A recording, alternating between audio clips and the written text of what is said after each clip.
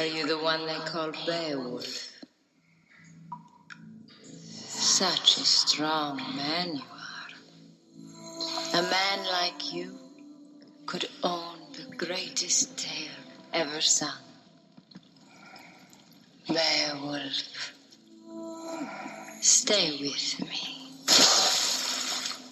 Give me a son, and I shall make you the greatest king that ever lived. Hello, and welcome to Media Evil, a medieval pop culture podcast, where we talk about how medieval and medieval-inspired movies, TV, and books depict the medieval world. What did they get right? What did they get wrong? And what do they tell us about how modern people see the medieval past? I'm Sarah F. Decker, a medieval historian, and today I'm joined by fellow medievalist Katherine Hindley to talk about the 2007 film Beowulf. Hi, Katherine. Hi, Sarah. Why don't you tell the listeners a little bit about yourself and why you agreed to talk about this movie with me? I regret it so much. So I'm Katherine Hindley. I'm a professor of medieval literature, and I mostly work on the use of either spoken or written words for protection and healing in medieval England. So mostly a bit later than Beowulf, but I like the poem. Thought that the film might have something to redeem it, thought it might be so bad it was funny. Didn't expect it to crush my entire faith in humanity. So thanks for that. Nor did I. Nor did I have that expectation. I'm so sorry. You should be. We are less good friends as a result of this experience. And you and I have known each other for 10 years? 9 years? Yeah, 10 years, I think. Yeah, about 10 years, yeah. And it took 2007 Beowulf to ruin it. This movie stars Ray Winstone as Beowulf, Anthony Hopkins as Hrothgar. Man, I really just miss seeing him with a mask over his face and eating people. That would be way better than what he does in this. Far better. Robin Wright as Wealthow, John Malkovich as Unferth, Brendan Gleeson as Wiglaf, Crispin Glover as Grendel, Angelina Jolie as Grendel's mother, which is a choice, and Alison Lohman as Ursula, a character who I would like to note is definitely not in the original poem. Oh, no. I am not sure that I have seen ever before a movie that had this many people that I actually like and think are overall talented that I have hated this much. I mean, I've never seen a movie that I've hated this much at all. Yeah. So I'm extra disappointed that there were a lot of people who I think are talented. Right. What are you doing, John Malkovich and Anthony Hopkins and Robin Wright? What are you Neil doing? Gaiman writing the screenplay. Yes. That's right. Yeah, Neil Gaiman is responsible for the screenplay. Neil Gaiman, you have betrayed me. I didn't know that until it got to the end of the film. So I was watching the film and the final credit comes up and it's Neil Gaiman and I can't remember who the other guy is, but there's two of them. And I mean, after that brutal experience of watching this horror, I didn't think that anything could upset me more. And to realize that it was written by somebody who is often considered to be a good writer. I have read every novel written by Neil Gaiman. I love Neil Gaiman. Not anymore, you don't. I feel personally betrayed. I've never quite loved the books as much as a lot of my friends have. And so I always, felt like I was missing something or, that there was something that people were getting from those books that I wasn't. But having seen this film, I think I was right. I'm going to embrace that feeling of unease. They all were terrible. I love American Gods. Good Omens, which he co-wrote with Terry Pratchett, is genuinely one of my favorite books. And it's just Neil, why?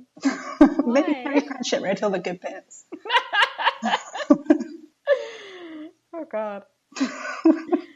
So the first section is the enumeratio, or recap of the film, and I'll start with just a brief recap to orient us. Good luck. Thank you. After King Hrothgar's hall Heorot is attacked by the monster Grendel, Beowulf and his band arrive to win glory by killing the creature. Grendel, we learn, is actually Hrothgar's son. Although Beowulf succeeds, Grendel's mother then takes revenge by murdering a bunch of other people. Beowulf goes to kill her, but then it turns out that she's really hot, so instead he sleeps with her, and in return for him giving her a son, she promises to grant him power.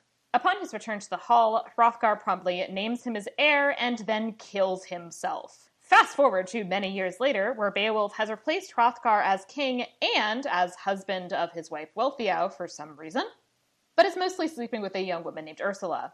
Heorot is again attacked, this time by a dragon, who it turns out is Beowulf's son with Grendel's mother, because of course it is. Beowulf manages to slay the dragon, but dies in the process. The film ends with Beowulf's lieutenant, Wiglop, looking at Grendel's mother as she rises from the sea, leaving open the question of whether he, like Hrothgar and Beowulf, will succumb to temptation and fuck her. Because that is the most important thing, is, will this man, fuck this woman? Oh, Who yeah. knows? And will she then ruin his life as women do? Certainly. Probably. Probably. That's a very generous interpretation.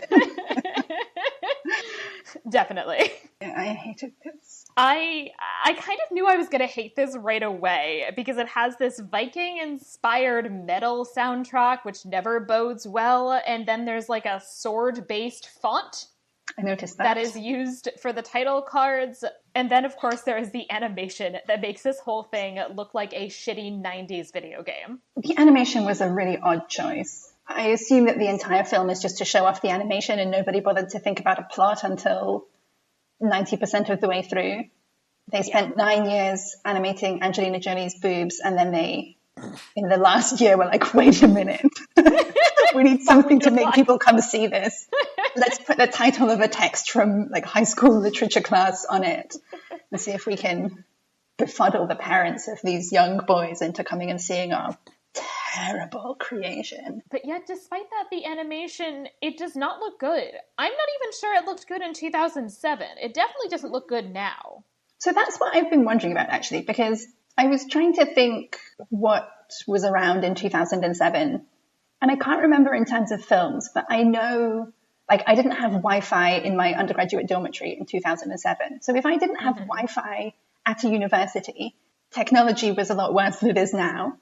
So maybe this was impressive. I thought some of the scenery was nice, anachronistic, but nice. So I guess what I'm thinking in terms of the animation, I was in college in 2007. I did have Wi-Fi in college. I guess in America we had Wi-Fi in college in 2007.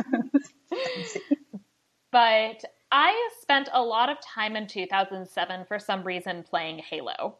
And the graphics in Halo in 2007 were significantly better than the animation in this movie. Oh, okay. Oh, so then they should be ashamed. I mean, they should be ashamed anyway, but they should be ashamed on this separate technological count. And it's also this real, uncanny valley thing, especially because so many of the characters, or some of the characters at least, the point is that you're supposed to, think that they are sexually attractive. Oh, creepy naked Beowulf. Yes, Beowulf is so naked. Horrible. Yes. So Not to mention smooth. Angelina Jolie, who we will get to, and that situation, design-wise. But, they're supposed to be hot, but they, look so upsettingly fake that it's creepy. I sort of assumed that the intended audience was people too young to actually find real human beings hot yet. People who know they're supposed to find attractive bodies sexy, but don't know what that means. And so they're just sure those people this should is be like watching a this boy movie. band poster. I don't know, a cheap album cover. I can't figure out what it is. Yeah, I think this is for 11 and 12-year-old boys. I don't think 11-year-olds should watch this movie. I would not let an 11-year-old watch this. I wouldn't let anyone that I liked watch this. But I think, can you think of anybody who would derive pleasure from watching this film? I mean, no one. But there must be an age where you're so young and unsophisticated that you don't expect any plot or sensible characterization or anything. There must be a point where you're just, images are moving and that's exciting to me, and my mum bought me popcorn and that's very exciting too. Maybe it's 13 and 14 and it's you get to see boobs, but they're weird animated boobs, so it's okay. I don't know. So your mum will allow it? Maybe that's why Angelina Jolie doesn't have nipples in this film. Maybe. Because doesn't that increase the certificate? Isn't it specifically a female nipple that changes maybe. the rating? And so her nipple-less boobs are... allow for a younger audience of less discerning customers. That I can't decide if that's a better interpretation or not than my interpretation, which is that she doesn't have nipples because she's basically a reptile, and therefore nipples would not be functional. Granted, the boobs are also not functional, but the boobs are used to, like, tempt men, who I guess don't care about nipples. I mean, it's a separate function. Beowulf has nipples. I just think that's unfair. Does Grendel have nipples? And we see so much of look. them. Yeah. No, this was all very nasty. Yeah. So we opened in Heorot. Hrothgar is getting progressively and upsettingly drunk, and his wife Wealthow hates him, which is fair because I also hate him and also every other character in this movie. Yes, why is he wearing that, like, bed sheet to a feast? Is he at a toga party? Why did we get to see Hrothgar's naked ass? Yeah, it's great because this movie officially takes place in 507. Most of it seems to think it actually takes place based on the setting in, like, the, let's generously say, 11th century. But then Hrothgar seems to think that he is, like, at, like, Caligula's orgy. I thought he was at, like, a frat party. And I think Beowulf's men also think that they're at a frat party based on the songs that they... I don't think singing is the right word. Shout.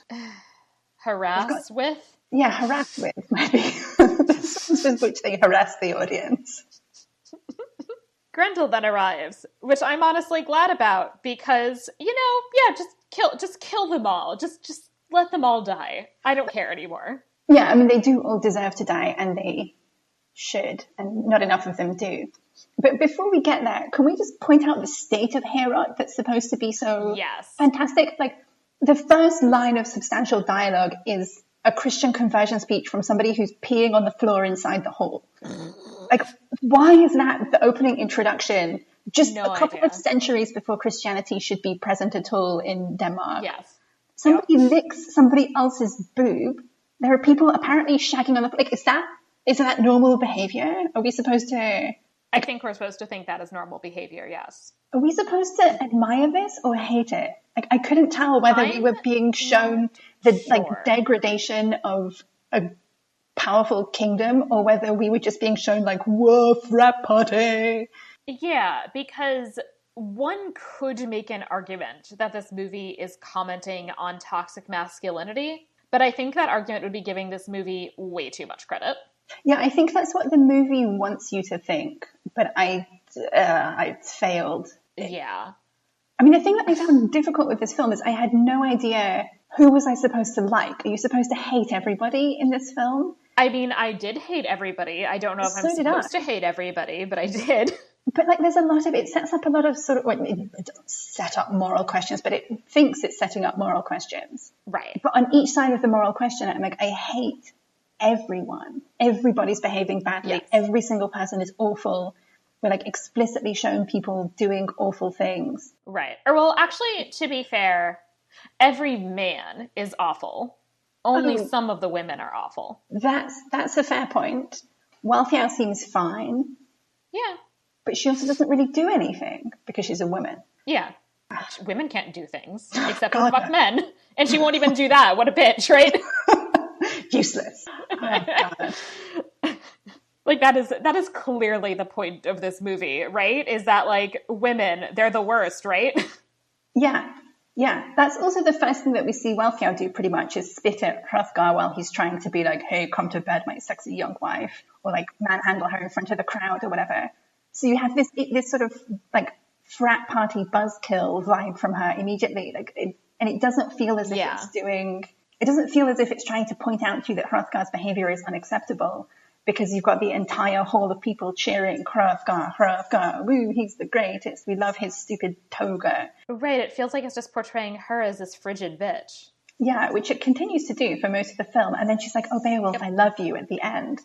Why? I wouldn't. I don't think she should. No. Women, they ruin your life by sleeping with you and by not sleeping with you. The worst. Yeah. Oh, the other thing that I noticed from this, when Hrothgar is calling Unferth over to him, and he praises him as violator of virgins and best and bravest of brave brawlers. And it's like, okay, alliterative, you're trying to be, like, I assume that's trying to sort of echo the alliterative poetry of the original text, but like, why is the first thing that Hrothgar says about his apparently right-hand man, violator of virgins? You can have the best prize because you're a violator of virgins. Why? I just can't. I just can't. We're only like 5 minutes into the film. It's so painful. So Grendel shows up and thank God kills people. He's like, I don't know, he's sort of misshapen and it looks like his skin is falling off. It's a weird choice. It's a horrible choice. Yeah, so he murders a bunch of people. He has ultra-sensitive ears, apparently, is his whole thing. As we will learn, I think the ears are supposed to be what he has instead of a dick. That seems to be the implication in the later fight scene.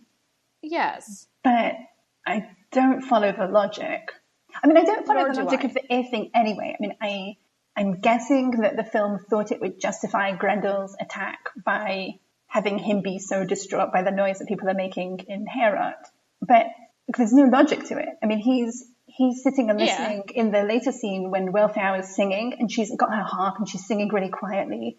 And Grendel, 9 billion miles away across the moor, is screaming in agony. Oh, no. But when he's talking to his mother, he can have a perfectly normal conversation. When people go outside the hall and they shout, he doesn't seem to have a problem with that. It's specifically inside Heorot, if there is any noise at all, Grendel is enraged. But so it's not really his hearing. It's just plot device that didn't make sense. They've tried to explain something and they've made it more confusing. Like in the original poem, Grendel's just like, I'm sick of you singing. And, you know, like, monsters fight people. Let's go. There's also this whole weird thing where the closed captioning, at least, claimed that Grendel and his mother speak to each other in Old English. Maybe. Yeah, I was going to ask you your opinion about that because my Old English is not good enough to say definitively if that was actually Old English or not. But that's what the closed captioning thinks it is. So some of the vocabulary is Old English. And my Old English grammar, I didn't think to put the closed captions on, so I was just listening to it. But my Old English grammar is not good enough to tell whether this is a sentence that any person would have spoken. But the vocabulary is okay. My sense was that it might have started off as Old English and then they've pulled it as close as they can to something that will be comprehensible in modern English. Grendel's mother is not speaking Old English. She chucks in a couple of words here and there, but she's got a lot of modern English. But my sense was that she's kind of translating the Old English for us. She often, in seeing what she has said to Grendel, you can often tell what he must have said, even if you don't understand a word. Right. But my next question, though, is why? Why do they set up this dynamic where Grendel and his mother are speaking Old English and everyone else is speaking modern English? What is the purpose behind it? Does this film think about purpose? I mean, the other thing that I noticed is that there's a section where they have the performance of the Song of Beowulf in the hall with that like awful pantomime or whatever. And that's in Old English, and I think that's from the actual text, I think. Right, and that I understood, because like that is the one thing that I think is a little interesting, is that they're like incorporating the song and talking about like him becoming a legend and the song coming into existence during his lifetime. And so I'm okay with like that being like Old English and quoting from the actual poem. I'm okay with that too, but it sets up a weird dynamic where you have the monsters talking to each other in Old English, but then also the song about Beowulf is in Old English. So you can no longer divide between human and monstrous characters. I guess the clumsily handled point of the film is Beowulf is a monster too. But monster. Oh God, what's that bit where he's shouting at Grendel and he's like, I rip, tear, kill, gouge, stab out eyes. Like, okay, thank you, Beowulf, we get the point. You're also a violent man, and we should condemn that, I assume, except that they've given you such a like fancy ninja fight. Right, like, I guess we should hate you, but also you're clearly the like hyper-masculine hero in a way that I feel like the male audience is supposed to be really into. Yeah. But yeah, they're having the Old English. I guess it makes them slightly incomprehensible. Like they're distanced from the other characters, but they're not completely divorced from them. So in the poem, Grendel and his mother are supposed to be descended from Cain. Right. So they have this human origin and they've become monstrous over time, but they're not a completely separate creation. Yeah, they're like Gollum. Are they? Kind of. Is Gollum descended from Cain? Oh, well, no, but like Gollum's like a hobbit, so, you know, he's like of the same kind as them. Yeah. It's been a while since I watched Gollum's that a already. hobbit, and then he like turns to evil, and that makes him monstrous, essentially. Okay. Oh yeah, okay, that is quite similar. I get it. Yeah, thank you. Yeah. Yeah.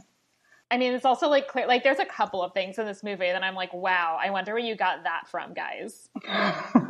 So creative. None of it was from the original text. But yeah, so like maybe the Old English is trying to do something like that to show that there is a division between the two, but also a connection, which I would accept more with just Grendel himself, because Grendel has a kind of humanoid form. Like he's monstrous, but he looks like a person.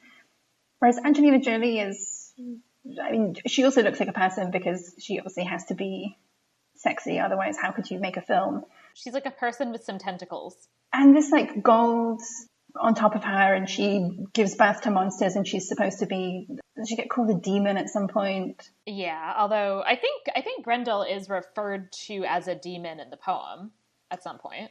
I think so, but not by the characters because they're explicitly not Christian.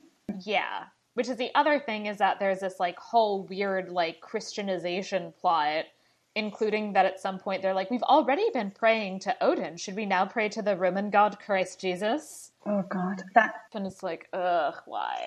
I also had no idea what it was trying to do with that plot because it was 100% unnecessary. There's a bit at the end where Beowulf is like, there are no heroes anymore. The time of heroes is over because the Christ god killed it or whatever. It's God like, replaced the hero. Jesus replaced all the heroes with these whiny martyrs. Yeah. I'm too masculine for Jesus. Yeah, and the only one that we see that really visibly convert is Unferth, right? Who is I noticed the only one who wears like a long skirt.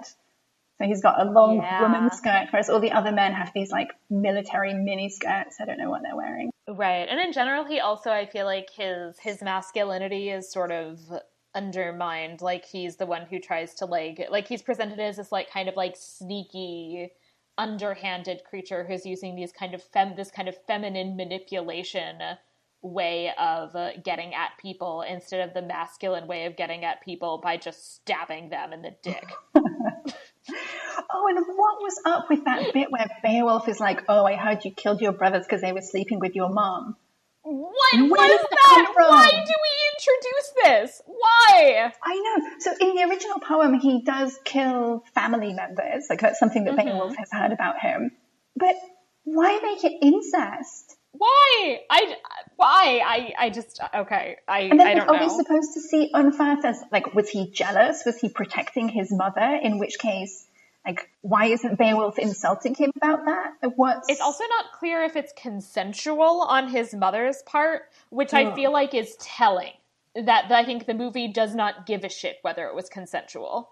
Oh, yeah, no. Well, it pretends it does, though, because it's got the other bit where there's the one woman who refuses Honcho's advances. Right. And so it sort of pretends. And there's the bit where Hrothgar is trying to drag Wealthow off to bed. And she says and Beowulf no, is like, right? No, stop. Let her play one more song. So, like, are we supposed to think of Beowulf as this great man who's stepping in to protect her from her unpleasant husband, except that then he strips naked in front of her and she's like, I run screaming from your horrible like, thing. I'm gonna take off. Yeah, gotta go. Yeah. I mean, it's this weird male idea that they get a cookie for not being literally a rapist. Yeah. Yeah, I think Beowulf expects quite a lot of cookies for that. Maybe also some gold and a slave that he can sleep with. Oh, definitely. So also I just wanted to like talk about Beowulf's arrival, which for some reason has to be like in a massive storm while he's like yelling. And he has this bizarre line where he's like, the sea is my mother and it won't take me back like this into her womb. What's he talking about? The sea, I mean, that also, given how few female characters we have in the film, the fact that Beowulf kind of denies having a human mother seemed Yeah, striking. that would explain his predilection for fucking monsters. In the water. Yes. Two water monsters. Yes. Yeah. So he shows up and says that he's like here to kill Grendel. And I just want to comment on Ray Winstone's accent, which is hilariously distracting. And I'm going to do an impression of this. I'm here to kill your monster. That's what he sounds like. That's what he sounds like for 2 hours. Yeah, it was a lot. I was also annoyed with the ship scene because he says, I see nothing but the wind and the rain. And I was like, how do you see the wind, Beowulf? It's not visible. Everything about this film was driving me mad. Oh, the other thing he says is, we are geats. That's not how you pronounce that word. It's yats. We are geats. Like, no, okay, you're too dumb to know the name of your own people. God. I mean, are you surprised? Are you surprised by that? I'm not. I also have a note from when I was watching the film that just says in all caps, Beowulf's hair sucks. And I stand by that. Yeah, it's very weird. He has this, like, it's very, like, he has Nazi hair. The, like, really, like, close-cropped blonde hair. It's long, isn't it? I thought it was in a ponytail at the back. It's got a very sharp, very central parting. And then a sort of weird, like, semi-crown. Like, there's a long part, but it's still all very close to his head. And, like, yeah. I don't know. I think he looks like a Nazi. I vaguely wondered if they couldn't really animate enough hair to have anybody. I mean, not being able to animate something well clearly did not stop them overall. That's true. They made the rest of the film. So they have a drunken party. We do need to comment on the woman with just intensely animated boobs that she, like, rubs on a table while she's cleaning it while making, like, sexy grunting noises. She was absurd. Her boobs had more movement in them than Beowulf's entire body. I've never seen such active boobs. It was very unnerving. I mean, it's one of those things where, like, the boobs have more of a personality than, like, all of the women in the movie combined. Yeah, I mean, didn't we talk about this? And I wasn't sure who she even was. She gets a name later, and I couldn't even tell because I couldn't even look at her face because it wasn't moving as much as the boobs were. Which, again, speaks to this 12-year-old boy you target just see audience. The boobs and you hear the grunting, and that's just what it is. And that's not how you clean a table. You don't need to make that much noise. Your boobs don't need to get involved. No one has ever cleaned a table like that. And, like, it looks like they, like, spliced in a scene from just an actual porn. I think they did. I think that's the only also animated it to make it creepy. And how low cut is her top as well. I was trying to figure out where the neckline of that dress would be. Like, it would have to be held up by the nipple itself. Like, yeah. Or maybe she doesn't have nipples, like Grendel's mother. In which case, that dress would be falling way the fuck down. She has to have nipples. It's essential to the structural stability of her outfit. Yeah, it's the only way for it to stay up. But no, I mean, that was an absurd outfit, an absurd scene. I hated everything about it. More than I hated most of the film. Yeah. It was really just about intensity of hatred all the way through. I think that was really, which is like one of the moments where I was like, oh, no, I'm really going to hate this. This is not going to get better, is it? It took you that long? I don't know. I think maybe there was a teeny part of me that was hoping that when Beowulf arrived, it would get better. Mm-hmm. And that it made it clear it was not going to. Yeah, I noticed that Wealthow, when Beowulf says he's going to kill the monster, and she says, other people have come and they've drunk our mead, and then there's nothing left of them but blood to be cleaned up. And she, like, lists a whole bunch of things that need to be cleaned. Like blood to be cleaned off of the floor. The benches. And the walls. So that was the best line of the movie, I think. I liked it, except that given that the only woman that we've really seen so far is or do we see her afterwards? I can't remember the order. But we see in quick succession, like, Wealthow talk about cleaning the hall, and then this woman... just boob woman cleaning the table with her boobs. Is that all that women do in this film? They just wait for men to get slaughtered and then they shake their boobs around to clean things? I'm sure some of them clean the mead off the table before the men have been slaughtered, to be fair. That's true. I imagine that's easier, quicker, less likely to attract flies. Right. The dress is actually the little of it that there is actually just sopping up the mead, and then she can drink it. It's very functional. That is very functional. Very functional. Difficult for blood, but that's fine. Right. This movie also posits that the snarky slow clap was a common feature of 6th century arguments. Oh yeah, you didn't know that. That's totally historically accurate. Starting with Unferth, that when he calls Beowulf out for having lost the swimming match to Brecca. And this is also the interesting-ish bit where you start this thing where it's like, actually, all of the songs, and specifically Beowulf, are lying. And so it's supposed to be that, like, Beowulf lost this thing because he was fighting sea monsters, but then really it makes it clear, actually, one of them was this mermaid, and she, I don't know, had boobs at least, so I guess he fucked her instead. But that also really confused me in terms of the message the film wants us to take away, because... Right? Like, it seems as if the overall message of the film is, you know, heroism isn't real and there's no such thing as heroes, blah, blah, blah. But like, we have no reason to disbelieve I'm assuming that the setup is that what we're seeing is the truth and what we're hearing is Beowulf's version of it in the hall. Right. And in what we see him kill a bunch of sea monsters. Right. Well, then we also get the line from Wiglaf where, like, Unferth says, like, how many did you kill? And Beowulf's like, 9. And then Wiglaf is like, last time it was 3. Yeah. But I can't remember how many we see him kill in the visuals. I didn't count them. But I do remember there's one where he gets, like, swallowed by it and then he bursts out of its eyeball and kills it. I mean, there's all of this sort of typical action hero-y slaying monsters stuff. And so simultaneously we're being told, like, ooh, look, Beowulf is lying about his adventures, and we're being shown he did this extraordinary thing. Like, he defeated a bunch of monsters. He is acting like a hero. So it's giving us, it doesn't actually want to undermine the idea of heroism and that you can solve everything by just punching or stabbing your monster. It wants to have its cake and eat it too. Yeah, I mean, it's this odd, it's trying to simultaneously do this thing where it's presenting Beowulf as a flawed character, but also it still wants everybody it still wants basically all the presumed heterosexual men watching the movie to want to be Beowulf, and all of the presumed heterosexual women watching the movie to want to sleep with Beowulf. They failed on that. Oh, they aggressively failed, yes.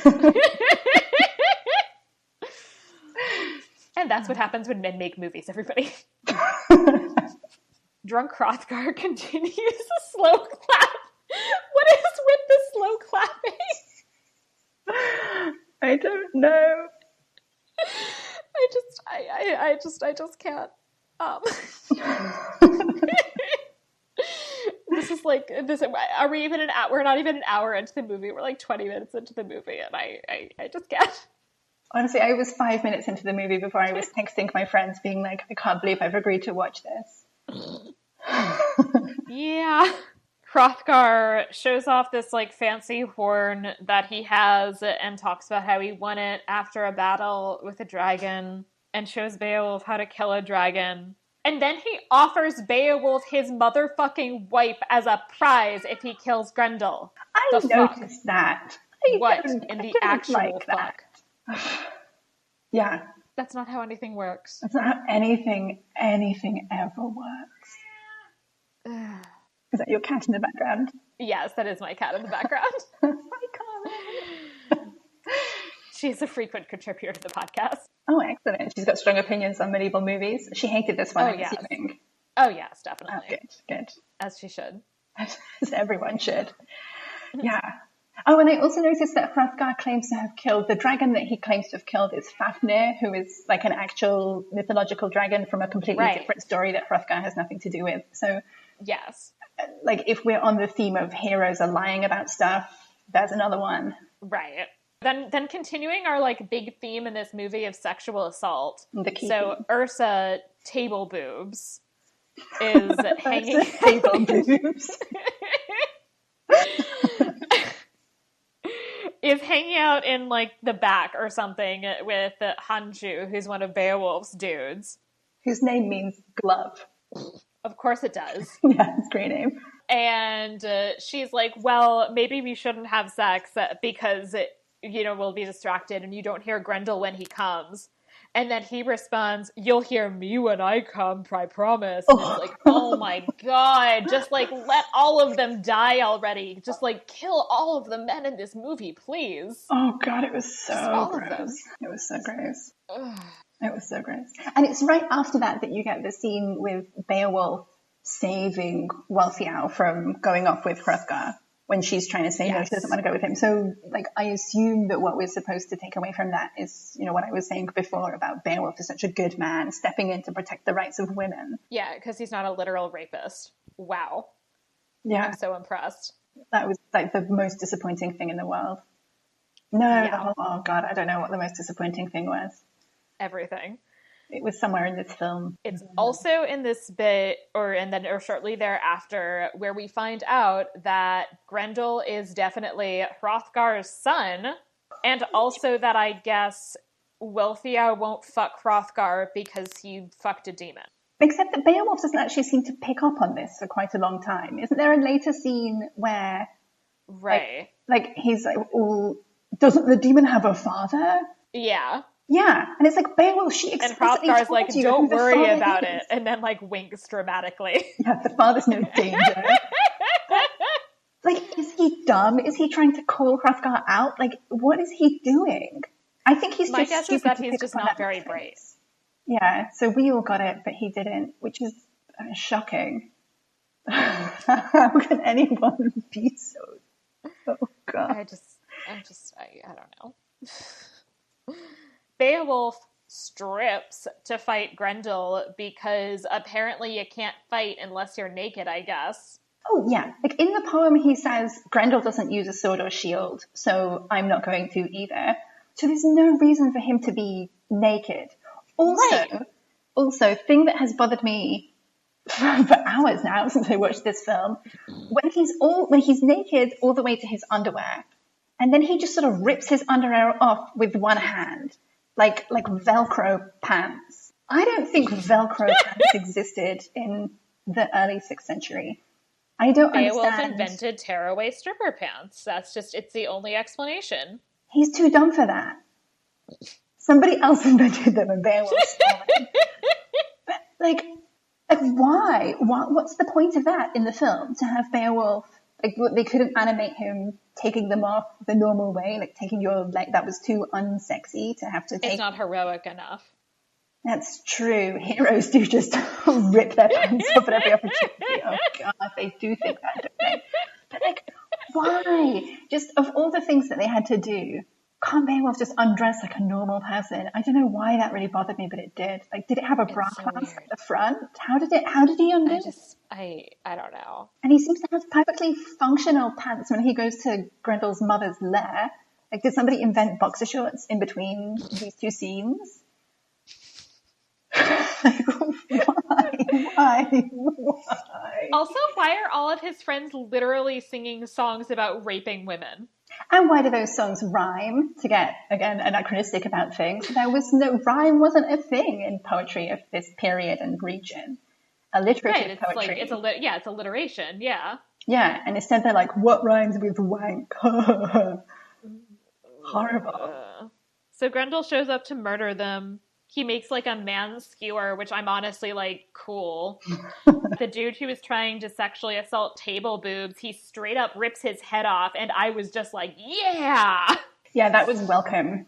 And then we start to have all of the like Grendel dick conversations, where Beowulf tries to stab him in the dick, and then he's like, he doesn't have a dick! Everybody, let's reflect on his lack of a penis!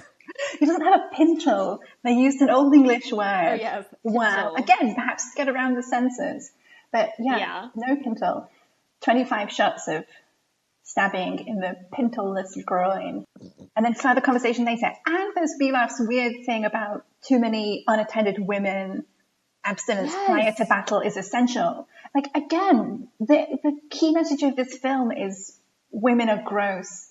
Right. And like if you like fuck women, they like sap your energy before a battle, right? Yeah. Women, the worst. Women are dreadful. Yeah, I don't understand what this film is doing with, I don't understand anything anymore.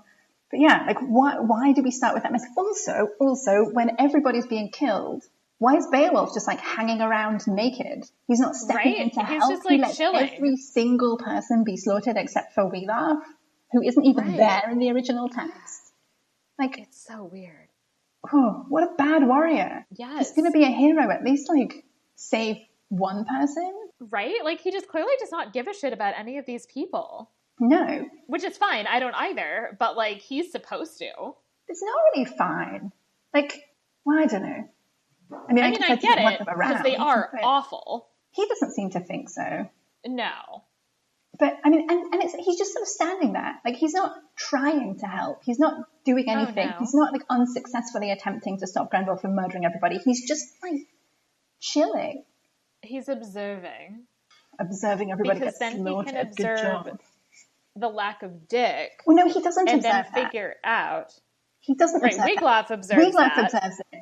And then Beowulf gets, like, flung across the room, and Wealhow is there, and Beowulf is like, no, Pintle. Like, Beowulf can't even visually process the genital area of another man because Beowulf is just too rampantly heterosexual for that. Like, he doesn't even know. Wealhow has to relay to him, oh no, there isn't a Pintle, Beowulf. Like, let me just confirm that for you. Let me just confirm, because I have those, like, magic eyes that can see dicks, which I know you cannot. Yeah, no. Beowulf can only see boobs. He does, however, I guess, figure out that his ears are kind of his dick, and then, like, yells at him until he shrinks? Yeah, I didn't understand why he shrank. Nor did I. Well, also, I didn't understand why in the rest of the fight Beowulf seems to have turned into Spider-Man. Like, I didn't understand what came out of Grendel's eardrum. Right, there's a lot of, like, yellow and greenish goo coming out of various parts of Grendel's body, which, like, I feel like wasn't needed. It's just... If Grendel's eardrum is a dick, is that...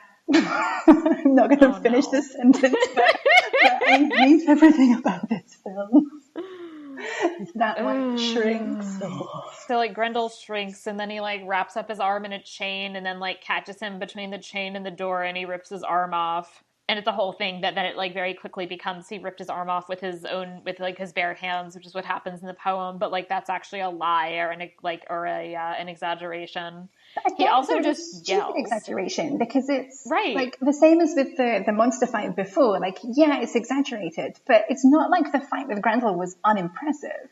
Like, that was kind of an amazing fight. If anything, it's more impressive because he actually displayed, like, intelligence in addition to brute strength. Yeah, and, like, he's flipping around like a gymnast all the time. He's got this, like, builds this weird contraption with the chain to anchor Grendel, and then, like, slams his arm off with a door. So if you want to demonstrate your strength, that's not bad. No. The film seems to be critical of the development of this, like, boasting narrative about Beowulf's victory, but it's also very careful to show us Beowulf having an actual impressive victory. So, right. Like, what does it want? So it's like, don't believe what you hear, but actually the real story is just as badass, everybody. Yeah, exactly. Except it has more sex, because he is a heterosexual man, everyone. Please remember, he is a heterosexual man, and he fucks. And he was very naked. And every single scene in this, where they have to, like, carefully position everything to just hide Beowulf's nudity. Pintle, yeah. They're hiding his pintle behind, like, a candlestick and a sword and, like, Wealhow and I can't even remember what, but everything in that hall suddenly becomes a stand-in for Beowulf's manhood. And it was, like, it was comic. I assume it was meant to be funny. I mean... I assume? I didn't laugh. I rolled my eyes and wept a little, but, like, was it a joke? I guess it was a joke. I don't know.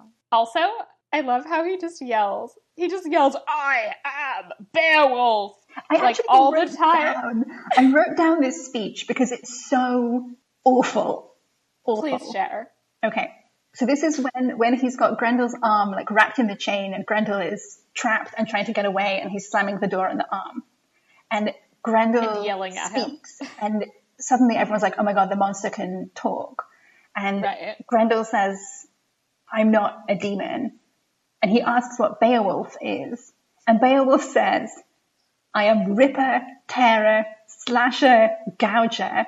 I am the tooth in the darkness. I think that's what he said. I actually couldn't quite catch that part. That I think right. he's the tooth. The talons in the night. Mine is strength and lust and power. I am Beowulf. And then he slams off Grendel's arm. Like, who is the monster and who is the man? Oh, so subtle. Amazing. Who gives that answer? Like, if a monster said to No you, one. What are you? You'd be like, I'm a human being. You wouldn't be like, I am Gouger. I am the talons in the night. Like, no, you're explicitly not Beowulf. Like, go away. It's like, you know, it was kind of cool when, like, Walter White in Breaking Bad did the, like, I am the one who knocks. This is 500 times less cool. This was not cool at all. This was embarrassing. No. This is very embarrassing. I was kind of glad that everybody was dead so nobody could see Beowulf's embarrassing shame. Except for Wiglaf. But Wiglaf is, like, obsessed with Beowulf. Oh, God, he loves him. Which I guess maybe is why he can see Pintles. Oh, maybe. Subtext. Grendel goes off and dies, and of course is able to give his mother the name of the person who kills him. That's why you don't yell your name, my friend. Oh, yeah. Like, tactically, that was not a good idea at all. They're all singing about him. Some women who I'm pretty sure don't have names start making sex jokes. I think they're like, his arm is so strong. Are his legs that strong? Oh, all three of them wink. I'm like, just kill me. Just let me die. Just let me die right now. Yeah. Maybe if I die, I want to finish this movie. Maybe if you die, you have to watch this movie endlessly in hell if you didn't behave well enough on Earth. Oh God, I hope I didn't do anything to deserve that. I don't think I did, but now I'm worried. Yeah. For the women, I was trying to calculate the percentage of female characters that Beowulf sleeps with. And I couldn't figure out, I wasn't looking, I don't remember whether one of those women was Ursa, the Ursa table boobs, or not, which affects the percentage. Are they two new women? I would argue that neither of them has a name or matters, and that they're not real characters. Okay. So in that case, the only woman in the film that Beowulf doesn't sleep with is Ursa table boobs. Yeah, so he sleeps with 3 of the 4 women in this movie. Yeah. Plus the mermaid. Oh, right. And she doesn't even have a name. Like, wow. No, yeah, exactly. So he sleeps with 80% of the female characters, and then we have 2 unnamed female characters who want to sleep with him. And then we have Ursa table boobs who's sleeping with somebody else. And to be fair, I'm sure she does want to sleep with him and is only, like, considering Honshu because she knows she can't get with Beowulf. Like, let's, you know. Yeah, and the only reason that she doesn't sleep with Honshu is that she's worried that Grendel's going to kill them. Otherwise, of course. Oh, yeah, so a while ago, I actually came up for this podcast with a test, which is my version of the Bechdel test, the If-Ducker test. It fails. I don't even need to know what your test is. Okay, this movie actually does pass, but only because it's a very low bar. It's that there has to be at least one named female character who doesn't die. Oh, wow. And this actually does pass. This does pass. I was not expecting your bar to be that low. Exactly. I mean, there have been movies that have not passed. Like, let me just note. Did they only have 2 characters? I mean, they only had 1 female character and a lot of men. Yay. I love it. But I kind of want to, like, add a caveat that there has to be, like, I kind of want to now have a secondary test, which is that there has to be 1 female character who contributes to the plot who's not fucking the main character. Like, I think that's another important test. So does this one, Ursa table boobs doesn't really contribute to the plot? No. So I would argue that it would not pass that test that I have just invented. Yeah. Oh, I mean, which it shouldn't. I don't think that anything which suggests that this film might be a kind of bastion of feminist ideology is an appropriate test, since it passed your previous weird new one. It definitely does not pass the Bechdel test, because while at some point there will be a conversation between Wealthow and Beowulf's child concubine Ursula, they are definitely talking about Beowulf, as they are also in this scene where Wealthow is talking to the, like, women making dick jokes. Yes. It also disturbs me that Wealthow, it seems to be set up that she is some sort of, like, jealous, frigid harridan for not wanting to sleep with Hrothgar because Hrothgar has slept with a demon. Yeah. But then it's supposed to be, like, what, beautiful and touching when she's making friends with Ursula at the end. and they're talking about Apparently. Beowulf and how they can both, I don't know, sleep with him. Like, but just what are they, is this setting us up as, like, it's terrible for women to expect men to be remotely faithful? Yes. But so the good woman will just accept the younger lover, train her to be a good younger spouse. Well, and also she wasn't fucking Beowulf, so she had no right to expect that he would not fuck somebody else. Yeah. I mean, I guess that is a good outcome for her. I would also like to end up being the queen, but not having to sleep with Beowulf. That's all right. Yeah, I mean, to some extent, like, you know, she's, like, been, like, queen for ages, but, like, has never had to fuck any of these terrible men. Like, honestly, good for her. Yeah, yeah.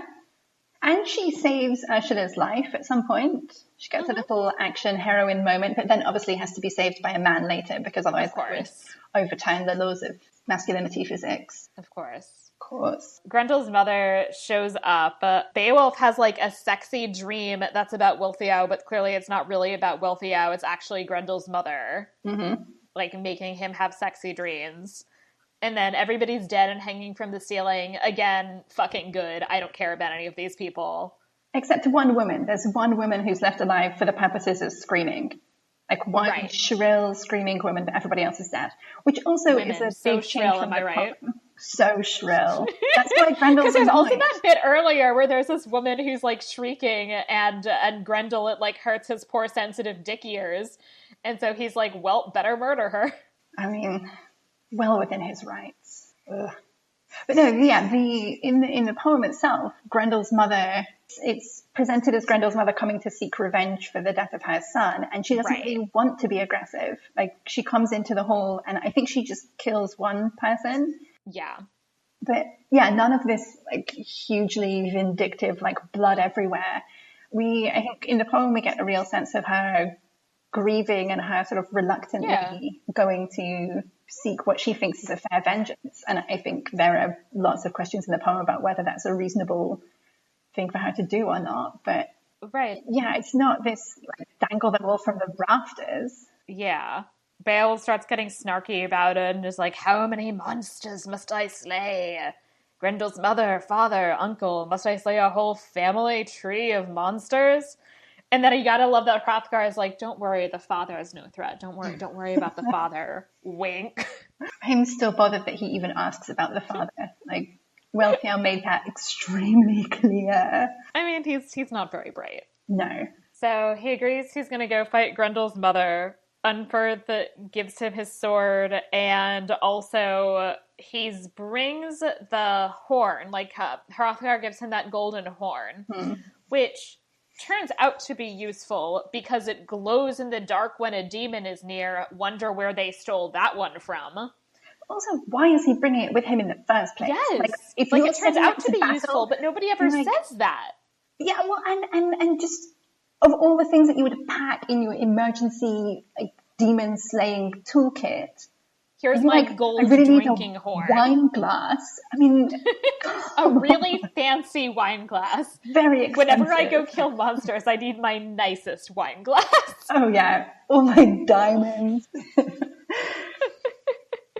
No, it was my stupid. jewel encrusted drinking implements. He goes. Wiglaf does not go all the way in with him. Pun not intended. Yeah, so Beowulf goes into the water to go and find Grendel's mother. Surprise, she's hot. She has her, like, gold nippleless boobs and a tentacle and, like, feet made out of high heels. Oh, her feet made out of high heels. I hate them. I hate them so much. I don't understand how that got past. I assume that more than one person has to look at the film before it gets released. Like, I am convinced that 0 of those people were human women. Oh, yeah. But like, even, you don't think there was one human man out there that said, I don't think that women biologically have stiletto heels attached. Like, she's 100% naked. She shouldn't have heel spikes. But it's also just like, okay, so your fully naked lady can't possibly be sufficiently hot unless she's also, like, has high heels. Of course not. You're a fully nude woman. No.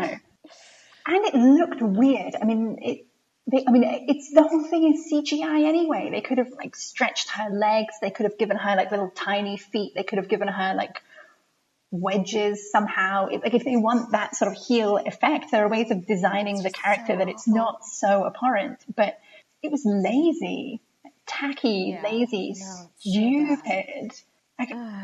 Everybody involved with this film should be punished. Just take an out shot. Like, just, it's fine. Yeah, this is the 2020 of movies. COVID-19 for all people involved in this movie. Too harsh. Okay, so she like boobs at him basically and promises to like make him rich and powerful and all of that if he has sex with her and gives her a son and also gives her this fancy horn. Oh, also, did she cut off her own son's head just for the purpose of making this offer more dramatically? Because yes, I when believe Beowulf so. first says, "Show yourself," she like flings down the severed head of Grendel. Right, which, Why? she clearly severed herself. Why did she do that? Why did she do that? It's a move. Such a good flirt tactic. It's the disembodied corpse of my love child. when people flirt with me by throwing the severed heads of their children at me. I mean, it's not one that's come up in my dating life, to be honest, but I'm sure that if it ever does, obviously, it'll be great. Yeah, she also really obviously underlines the deep and profound message of the film by saying, "I know that underneath your glamour, you're as much a monster as my son Grendel." And then there's a whole thing about where Beowulf's like, glamour? Why is that the part you're offended about, Beowulf? Like, right? And it's like almost as if there's like blinking, flashing lights in the corner of the screen that's like, hint, that's the point of this film. Yeah. And I mean, again, Beowulf misses the point. Like, is this a joke about how dumb Beowulf is? That he's offended because she said glamour? Does he think that that's too feminine? Like, oh God. Like, why is he insulted? And someone says you're very charismatic, but you're actually a horrible person. And he's like, charismatic? How dare you? He's so stupid. Okay, so also, we should talk about the sword. Because he's got the sword, he's got fronting, and he's like, and then the sword, like, which is like positioned directly on top of his dick. The sword like melts. She makes it melt. And you texted me. I did. You texted me. You did this. You texted me and are like, is that supposed to be cum? And my life is now ruined, so thank you. Well, is it? Like, I couldn't tell whether this is, because I mean, the sword is very obviously meant to be a penis. I mean, that's been established earlier in the film. But, true. I mean, every single thing. But swords, like we've seen other penis swords in this film. Right. But yes. So, is the melting of the sword supposed to be like, this is the end of Beowulf's masculinity? Like, is that like, right? But it's not because it's very like spurting. It's so spurting. Yeah, and so it would sort of make more sense to me in the context of the film if this was meant to be like Beowulf has been a strong masculine hero before, and now in giving in to this temptation, his masculinity has been undermined. But it was very, that's not my instant reading of it. It's weird because on the one hand, that is a reading that could make sense. But on the other hand, I feel like it at the same time wants to make the fact that this Beowulf fucks part of his masculinity. Yeah, well, exactly. And it just seems like it can't make up its mind. No. Like, it's an incoherent film. But yes. I sort of intellectually wanted it to just be like, oh, look at the sword disappearing. I mean, I hate that reading too, that idea that, a woman is going to destroy your manhood. Like, I mean, as we last said, abstinence before battle. But women, like, for that to just be like, here's some symbolism of Beowulf just like spraying Grendel's mother. Like, what was the rating on this film? Oh God, I don't know. Hold on, now I need to look it up. Yeah, Google that. I'm mostly curious to know, like, how dumb do they think audiences are in terms of picking up on the symbolism of PG-13. PG-13, okay. For intense sequences of violence, including disturbing images, some sexual material, and nudity. Some sexual material. Just some. Just a little bit. Just a little bit of table boob and the most phallic sword I've ever seen. So he fucks Grendel's mother. He goes back to Heorot and says that he killed her. He's got Grendel's head. You gotta love that Hrothgar is like, yeah, did you really kill her? And Beowulf's like, of course I killed that hag. And Hrothgar's like, buddy, we both know that she is no hag. Yeah. It's so gross. I don't know why. It's such a gross conversation. Yeah, and again, I mean, the way that this plays out in the film is just so boring compared to the poem. I mean, I guess, is that why Grendel's mother cut the head off, so that he's got proof? And Hrothgar is very sensibly like, this is Grendel's Where's head. the proof? Where's Grendel's mother's Right. head? And he's like, don't worry about it. Yeah. And his story about the sword as well. So like in the poem, he tries to kill Grendel's mother with Hrunting, the sword that he got from Unferth. And it fails, like the sword breaks. And then they wrestle around, and he manages to grab a sword that's made by giants and kill her with that. So that's the blade that lasts. And he brings back the sword hilt as proof. And on the sword hilt, there's this story about the death of the giants, like the giants being killed in the flood. And so then you get this whole sense of a kind of history to this antagonism between like the humans who are sort of on the side of God, if you're paralleling the flood that kills the giants, like God's flood that kills the giants, and the monsters. And so that sort of sets up... also which makes sense with the Cain descent as well. Yeah, exactly. And so in that reading, like the poet talks about Christianity, the poet knows that the characters are not Christian, but that reference allows the poet to kind of align the characters with the goals of the Christian God. So sort of redeeming the pagans. Yeah, exactly. So the poet's walking this fine line between whose behavior is permitted within a Christian framework. I really like that part of the poem. And I don't see why he couldn't have come back with a sword hilt and like why omit that? I mean, it's also that like the poem has a nuanced exploration of how a Christian author is in his relatively subtle way Christianizing a story that is about people who are pagans. It replaces that with this heavy-handed Christianity is coming, y'all narrative. Christianity killed the heroes. Yeah, I don't know what it thought it was doing with Christianity. No idea. And it's so blatant. Like, it's the first line of the poem. Yeah. You've got Unferth at the end wearing a cross that's like larger than he is. The big like cross on the church that gets burnt down. There's also the whole bit that Unferth has that slave that he abuses named Cain. Oh, I didn't notice the name of the slave. Yeah. I noticed, just a lot of like beating up a child. For no reason. Yeah, just like, oh, you're spilling the mead. And so I don't know, I mean, again, with the like totally confusing message of the film, I mean, it's so into this bringing of Christianity, but we have Unferth is the character that's really associated with Christianity, and we see Unferth being a terrible person. Right, so like is Christianity supposed to be bad in this movie? Well, exactly. Like, Christianity is what ends this age of heroism that Beowulf is living in. That's what we get told. And so are we supposed to be, like, there's not a single character, as far as I can tell, that we hear talk about Christianity other than Unferth. Am I remembering correctly? Unferth is the only one who seems to actually he's the only one who talks about Christianity in a fully positive sense.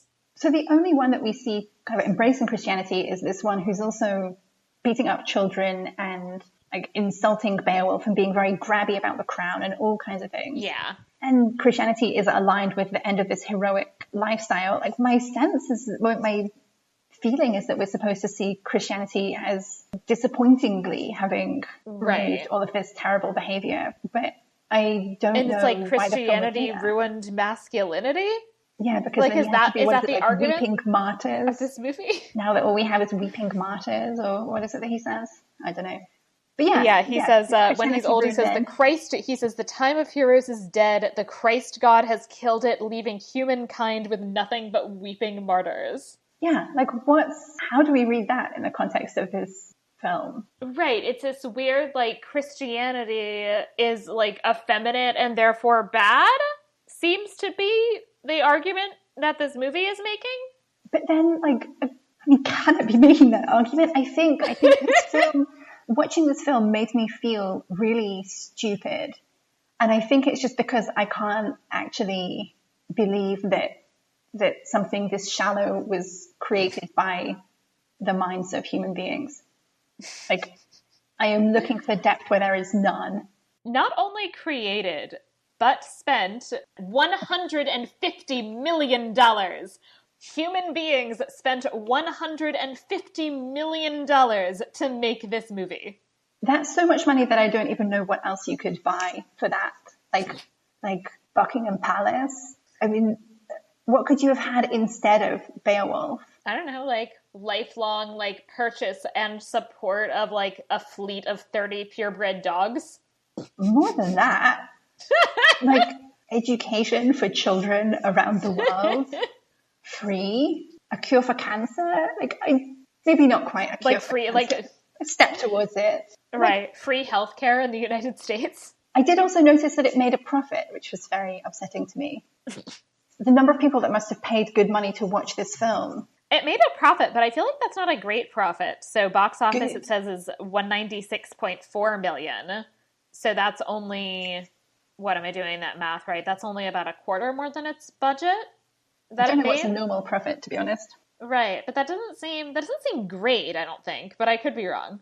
It seems remarkable for a film that is the worst film ever made. Roger Ebert gave this movie 3 out of 4 stars and argued that it's a satire of the original poem. It's not. No, it's not. No. Has he read the original poem? No, he hasn't. Not recently, I'm sure. I mean, now he's dead, but not recently in 2007 when he made that comment, I'm sure. I mean, the idea that this has any relationship at all to the original poem is very distressing. Like, I don't think it's satirizing. I mean, it's more sexist than the original poem. I don't think it should be. It's not right that in 2007 you're making something more sexist than a poem written sometime between the 8th and the 10th century. It's just fascinating. Just like the ability of things made in the 21st century to be significantly more misogynist than their original medieval source material is truly staggering. It really is. I had not really noticed it until...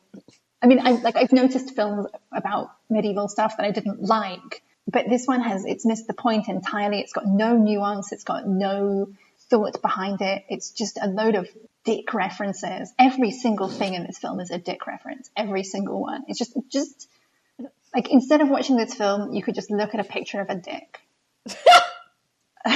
Like, that would be enough. Speaking of things that have nothing to do with the poem, Hrothgar announces that Beowulf is going to be his heir, and then motherfucking kills himself. He jumps out of a fucking window. What was happening there?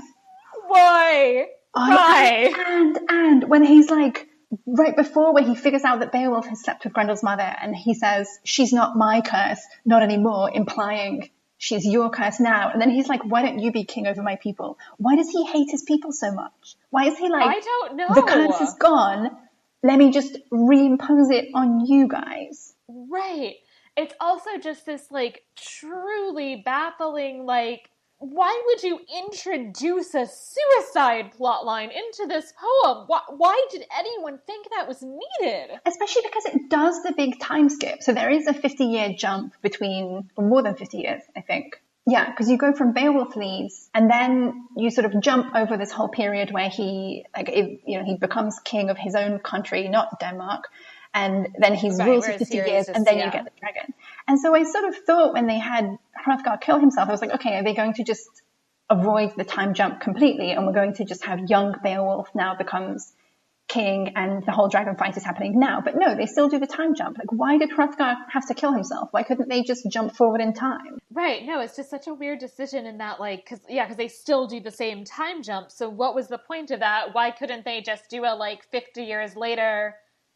5 years after that, Hrothgar drank himself to death, like... 5 years is pretty generous. 12 hours later, Hrothgar drank himself to death. Beowulf. Yeah. Literally as property, just gives her, you can have my crown and you can have my wife. That's not how women work. That's not how women work. You don't bequeath women to your heir to fuck. No. That's not what women do. No. I don't understand what Hrothgar was doing there. And like, Hrothgar is in the poem, he's like a good king. He's too old, like he can't handle Grendel, but he's a good king. Right, he's just like, he's not a warrior anymore. Yeah. Is essentially what the point is that like, they've got like, essentially like they have to deal with all of this stuff and they need somebody who's young and vigorous and still functional as a warrior, and that's not who Hrothgar is anymore because he's ancient. Yeah, and one of the things that we see in the terrible poem is Hrothgar, he gives good advice to Beowulf. I mean, I think he's a sensible character. Like, there's mutual respect. Yeah. And Wealthow, we see her kind of doing some politics at that point in the poem. So Beowulf comes back from the fights and Hrothgar's all super excited. And Wealthow has 2 young children who are too young to take over the throne. And so she's kind of worried that Hrothgar will give the throne to Beowulf. And she starts doing all of this politics to try and make sure that there's a family member who acts as regent instead, and that it's not... Yeah. And so in the poem, we're seeing women acting with political intent, and it turns out that she's wrong. I mean, the original audience of the poem would have known that I can't remember what the relationship is, like their nephew, Hrothgar's nephew maybe, who is asked to act as regent. He kills the small princes and usurps the throne. Right. So like, she's not made the right choice, but she's making a choice that is a reasonable choice to make in the context, right? Yeah, and that shows her as having like a sensible understanding of what's going on at court and a sensible desire to intervene for the benefit of her children. And here she's just given away as a pawn. I mean, again, why would you, in a film which seems to want to critique the masculinity of what this poem imagines early medieval heroism looked like, why would you remove a scene where a woman has a sensible impact? Right, and that's the thing, is that's why I can't take this seriously as a critique of masculinity, because if this was a critique of masculinity, I feel like you'd have examples of women having agency where that's not presented as a bad thing. Wealthow is literally just being kind of handed around from man to man. Don't even get me started on Ursula. And so the only woman who really has agency is Grendel's mother, who is evil. Yeah, and there's the section where I thought there might be like a slightly redeeming scene at the end when the dragon's attacking and Wealthow pushes Ursula out of the way. And then Wealthow falls through the dragon bite hole in the bridge. Right. And Ursula grabs her. So you do see like each woman save the other. But then Wealhtheow has to step in and save them both. After riding his horse up the external stairs of a tower, like... As you do. I don't think that's a thing. But yeah, so like the one moment where the women seem to be acting independent of the men in the plot, a man leapt in and ruined it. Yeah. Beowulf is old now. He's bitching about Christianity. He's fighting some Frisians. He's got this whole thing with this like one dude who's like, I'm going to kill you, so I'll be in a song. And then Beowulf is like, you can't kill me, I'm already dead. The fight with the Frisians also, they're up on a cliff. There's like hand-to-hand combat down below, and they just fire arrows into the crowd. What is that for tactics? Right, like they're clearly going to end up killing a ton of their own people. It's ridiculous. Yeah. No, that was... I mean, by this point, nothing in the film could surprise me with disappointment. But how many seconds do you have to think about that for to realize that that's not a great move? 0.5 of a second? Right. I mean, it's, that the people who are responsible for this is pretty common, I feel like they don't actually... Like, they don't know anything about how warfare worked, and they don't bother looking up even the bare minimum, because, like, God forbid anyone look up anything. But you don't need to look it up. You just think, like, what would happen if I did this? What would happen if I had people fighting, like, mingled all together, and I just shoot a bunch of death from above? Is that helpful? But they don't care. They care that, like, there are arrows, and that looks cool. But then you could have had arrows firing at, like, the Frisian ships. I mean, how long do you have to think about it to come up with something that's better than, let me just shoot into the crowd? That shouldn't be that hard, no, but, you'd be surprised. You would. I am. He gets back home. We find out that Wealthow hates his guts now, even though they're married, and that he's also fucking some woman named Ursula. He is supposed to be, let's say, generously 70. This woman looks like she is motherfucking 14. Yes. And then he whines about it. He's like, oh, I used to think that being a king was all like battles in the morning and counting treasure in the afternoon and then sleeping with beautiful women. But I don't like it as much as I thought it would. And she's like, not even the sleeping with beautiful women part. And I'm like, I am going to actually vomit watching this child trying to seduce this elderly man. I know. Wanting to seduce this elderly man who is a terrible person. Like, the only reason I could think that they'd put that in was to make it less grotesque that he's sleeping with her at all. And so they're like, oh, we need to show that this is what she wants as well. Right, that you need to present her as having supposedly sexual agency, despite the fact that she pretty much inherently doesn't, because it's a fundamentally unequal power relationship. Yeah, I mean, he says that she's a slave. So, like, even with the age stuff aside. Right, and so I hadn't thought that she was literally a slave. I thought she was, like, metaphorically a slave. I mean, either way, it's not ideal. Either way, it's not ideal, and either way, like, he is the king, and she is best case scenario a subject of his who, as far as we know, like, doesn't have family or anything. Like, she's not in a position where she can actually say no. And instead she's eagerly saying yes, and it's disgusting. Which doesn't actually make it better.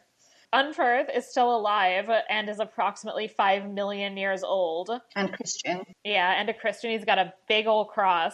And he finds that fancy horn, which Beowulf had given Grendel's mother. And it was a whole thing that as long as she had the horn, then he was awesome. And now that the horn's come back to him, then he's worried that she's gonna fuck him up. Which she is. So he has a dream about his angry dragon son. And then there's this whole... biologically implausible. The dragon... It is, the dragon... Like, she's not a dragon... He's not a dragon. Right, where did the dragon gene come from? Yeah, paternity test Beowulf. God. I mean, you said he was dumb. But wow. So, and then there's this whole conversation between Ursula and Wealthow, where Ursula's like, he's still into you. And Wealthow's like, I do not give a shit. And then Ursula is like, what happened to you two? And Wealtho's like, too many secrets. Like, wow, women, they don't like it when you tell them about having sex with a demon, and they don't like it when you hide from them that you had sex with a demon. The women are the worst, am I right? Just can't please them. Everything they do is awful. They ruin heroism. They ruin the patriarchy. How dare they? The dragon shows up, symbolically burns some crosses, kills some people. There's this monk who, like, delivers this message to Beowulf. Why is the monk being carried on a pallet that is shaped like a cross? Who knows? I think that's Unferth, though. Isn't it Unferth? Oh, I thought it was a different person. I think it's Unferth. Don't we see Unferth again later? I think Unferth's like the only Christian. Yeah, because he survives. We see Unferth with like a big burn on his face. Oh, that's Unferth? I thought it was like some monk. I think it's, well, I mean, I'm not going to rewatch it to find out, but... Oh, no, definitely not. Yeah. No, they're... And again, like, why is this all set in a church? Like... I don't know. The huge cross falling over... Like, why is it emphasizing this so very, very much? Christianity wouldn't arrive for another couple of centuries. And also adding in this weird element with, like, Beowulf bitching about how, like, the Christian god killed heroism... It makes it seem like not only has Christianity showed up, like, it makes it seem like basically Christianity is dominant. It makes it seem like we are now fully Christianized. Yeah. So that happened really quickly, unless the time skip that I thought was, 50 or so years is actually 200 or 300. And at first I was wondering if that was true, because I was like, well, Beowulf is magic or whatever, so maybe he's old, but I feel like the magic wouldn't apply to Wealthow. Although her skin is very good for a she does have an 80-year-old woman. Yeah. Beowulf doesn't. He's a bit gross and he's old. He looks very grizzled. Translucent and grey. Horrible. Yeah. But yeah, I also didn't like when Unferth, like, he gets carried in on the cross and he relays the message, and then he gets carried out, like, wailing, the sins of the fathers. The sins of the fathers. The sins of the fathers. Like... Oh God! I don't even know what to do anymore. This is disgusting. So Beowulf and Wiglaf head out.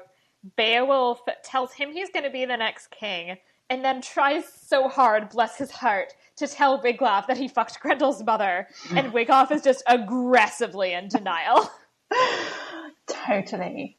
And like this was one of the, I don't know, like this was one of the bits where I wondered if it's now trying to switch you into thinking that Beowulf's actions are positive. Because what we've seen is each king sleeps with Grendel's mother, produces a monster, somebody goes to kill the monster and ends up sleeping with Grendel's mother. So like each time it's a new person sleeping with Grendel's mother that produces further evil. Because obviously women are the root of all evil. But of course, Wealthow says, like, you're too old, let some young person do this. And Beowulf says that would let the nightmare start all over again. I must be the one to finish her. And so he's specifically talking there about going to kill Grendel's mother. And so at that moment I was like, okay, well, since we've completely abandoned the plot of Beowulf anyway, like maybe he is going to kill Grendel's mother now. And maybe that will wrap everything up tidily. Like we're told earlier in the film that it's Grendel's mother and Grendel are the last two of these demons alive. So if he would kill Grendel's mother, like if he would go in knowing what she is and being able to reject her temptations, that actually would produce good in the world. Like that would make a genuine. But he doesn't do that. He doesn't do that. He doesn't, like, Grendel's mother doesn't even appear anymore. Well, he like I'm going to go kill horn. Her, kills the dragon. And then, well, right. So he like chucks the horn at her and is like, hey, take your horn and like take our dragon son away. And she's like, yeah, buddy, it doesn't work that way. And then like disappears. Yeah. He doesn't even try to fight her. So yeah, again, he's saying he's going to do something that like Wealthow doesn't even understand why he's saying this because he doesn't have the context and won't listen to it anyway. Yeah. But yeah, this was like the one moment where I thought maybe they're going to make some sensible something, but no. So he fights his dragon son.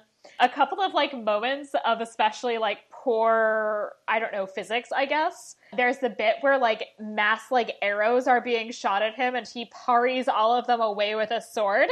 So heroic. And then there's the, how can a dragon still breathe fire underwater? Why not? I mean, physics. This also undermines the heroism that's in the original poem. So in the original poem, Beowulf goes to fight the dragon and he says, you know, like, I fought Grendel without weapons and I'd like to do that for the dragon as well, but it breathes fire, so like better have a shield. So he goes to fight the dragon and he brings his men with him and he goes in alone and eventually Wealthow comes to help him. But so you have the amount of external help that he's needed in each fight has increased. So you have Grendel is like hand-to-hand combat. Grendel's mother, he uses a sword. And then the dragon, he does have assistance and he also is killed.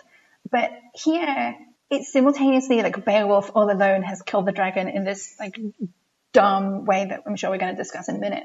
But also people are wheeling catapults along the cliffs. There's a whole army out there. Also, it's the first time Beowulf is wearing clothing, so. Oh, that's the problem. If he'd been fully nude the whole time, he would have won. Exactly.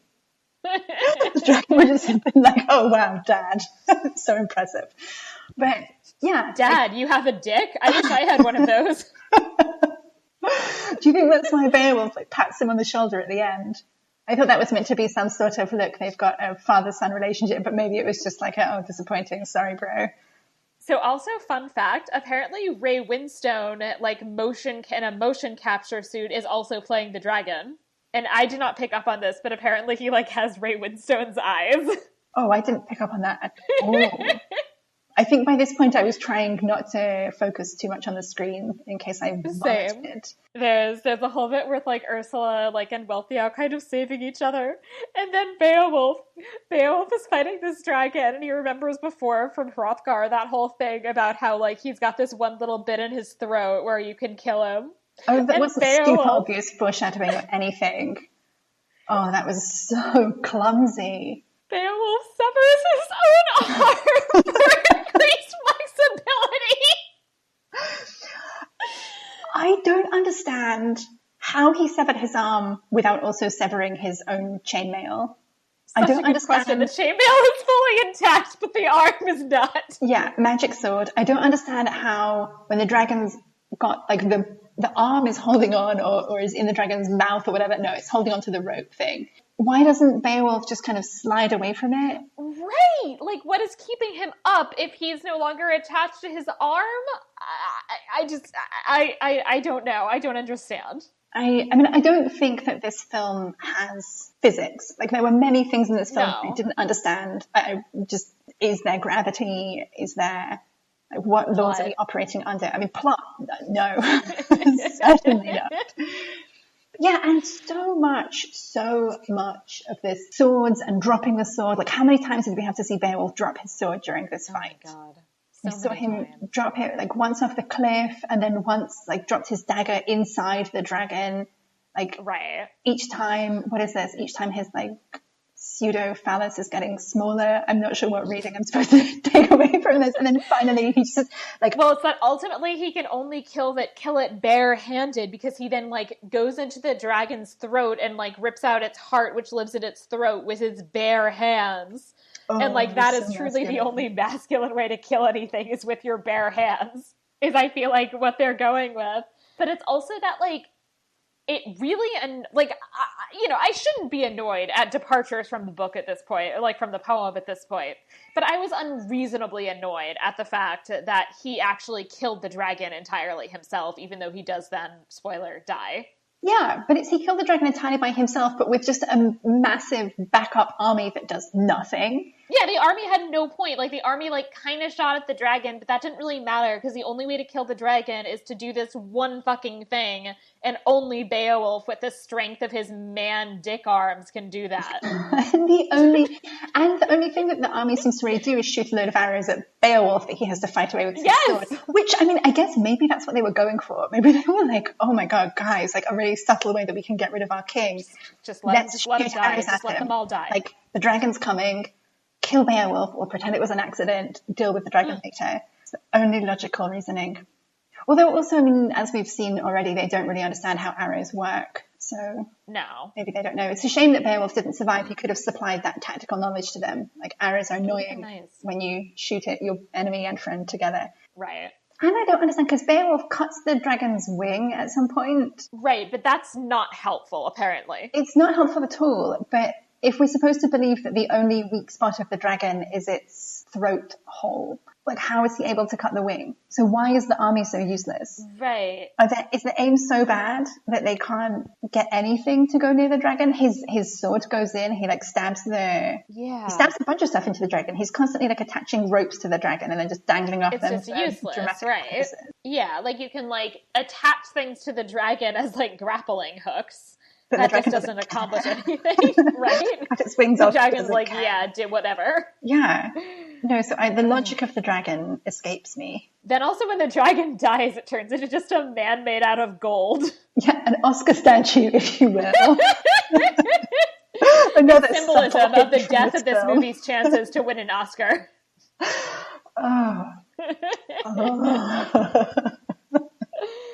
Also, when he was ripping out the dragon's heart, was the music saying Beowulf? Oh, I don't know. Maybe? Probably. I think the music was like a return to the cheering of the people in the hall of, Beowulf, Beowulf. I think the music was doing that. And I'm disgusted. I also found it weird that the dragon melted, since it seemed fine in the water earlier. But I guess now that it's dying, it's become soluble. I think it's a death thing. Beowulf, right as he's dying, tries... again, bless his heart, to explain to Wiglaf, no, like, by the way, I definitely fucked Grendel's mother, and this is definitely my dragon son. And Wiglaf is like, yeah, I'm not here for it. But then, as Beowulf has his Viking ship funeral, like, another ship pyre. From the text. Yeah. As that whole situation is happening, Angelina Jolie comes and, like, makes out with his corpse, and then, like, boobs over to Wiglaf, and she's, like, staring at her, and we end, like, will he too fuck her? Oh no, maybe this will be the sequel. Thank Christ there wasn't a sequel. God, can you imagine? I had so many problems with this last scene in terms of its relationship with the original poem. The funeral is all wrong, and the only thing I can assume is that they were, like, Viking burials have ships on fire, and we didn't even read the text to see if that's what happened. Because in the poem, Beowulf is buried in the ground with all of the treasure, or what we assume is all of the treasure that came from the dragon. So as Beowulf is dying, he says how pleased he is to have gained all this treasure for his people. And then they bury it, and we're explicitly told that it was useless. So Beowulf has performed this heroic deed, and we've had the idea that killing a dragon is like a particularly heroic act set up earlier in the poem. But then we see that his heroic act has not had the effect that it should, and his people... Right, because also, I mean, there's the dynamic that, like, the dragon has been hoarding wealth, and that then it can be distributed and, like, be, like, given to his people, and now that's still not going to happen because it's being buried with him. Yeah, and his people, there's some criticism in the poem, because Beowulf goes to fight the dragon. He's got a bunch of people with him, and they all, like, run away except for Wealhtheow. And so when Wealhtheow comes back, he's berating all of these other soldiers and saying, you know, everybody is going to hear about this and how cowardly you were, and now our enemies are going to come and kill us. So you also get the sense that in dying and not managing to have men who are loyal to him, Beowulf's people are, you know, their time is up. Right. So the end, like, you get this sort of eulogy for Beowulf, but it's very ambiguous, I think. Because he is ultimately in some ways a failure. Yeah, and it's got a lot of, like, it says, you know, he was most eager for glory or something like this. I mean, that's something that you could read in two ways. You could either have that as being awesome, he's going to have loads of battles and that's like a cool heroic thing, or you could read that as, you know, actually at this point in the poem he's the king, he's really old, and he's going to fight the dragon alone, which is a little bit stupid. Yeah. Like, is his eagerness for glory actually something to be criticized, given that we know that his people are going to be destroyed as a result of his death and the fact that his retainers didn't help him? So that's all completely erased. Yeah. Wealhtheow's assessment of Beowulf at the end, he was the principal warrior, his name will live forever, his song shall be sung forever. Like, no nuance there. The only thing that we're getting in that assessment is his song will be sung forever, brackets, which is not the true story of Beowulf's deeds. Right. But like, zero sense that any of his people might pause for 1 second about what Beowulf did, what his legacy is, what's coming next, what's going to happen. Nothing. And it's also this very bizarre change in that, I think, especially in terms of, like, Beowulf as king and his choice to go fight the dragon, that already, I would argue, is, to some extent, potentially at least, presenting Beowulf as being a flawed character. And so there's this weird choice in this movie that it seems to be saying, like, look how edgy we are, we're portraying Beowulf as flawed, where he's already flawed, you're just making him an asshole. And especially, I think, because the system was that your retainers are expected to be loyal to you and to fight for you and to die in battle for you if necessary.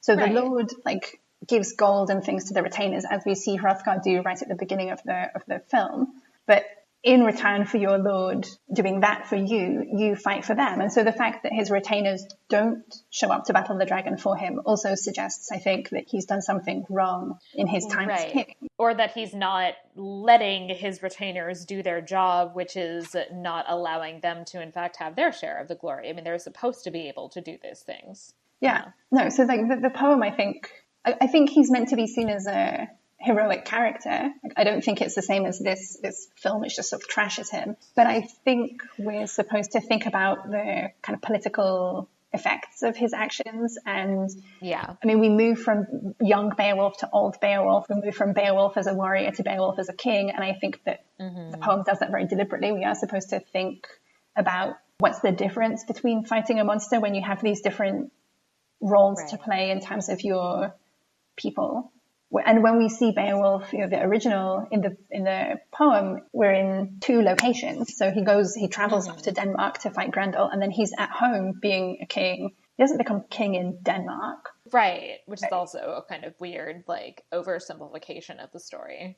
Yeah, so we have this first, I mean, just everything about the situation is different when he's young and traveling to seek fame versus when he's ruling his people and supposed to be keeping them safe. Yeah. And obviously in the poem there's also no implication that the dragon is a biological relation of Beowulf's. That's the stupidest thing I've ever heard. Or that Grendel is a biological relation of Hrothgar. Or of anyone. I mean, we don't know anything about the dragons. Right. Because that's the thing, too. Also, like, relatedly, like, Hrothgar is not presented as being, like, cowardly or a failure because he can't fight Grendel. It's just that, like, okay, that's not a role that he's prepared to play at this point. He needs somebody else to fill in and do that. Yeah. Whereas this kind of strangely undermines that. Like, we see, you know, the old King Hrothgar in the first half of the poem, and we see old King Beowulf in the second half of the poem, and Hrothgar asks for somebody to come and help him deal with this threat. Right. Beowulf comes and deals with the threat.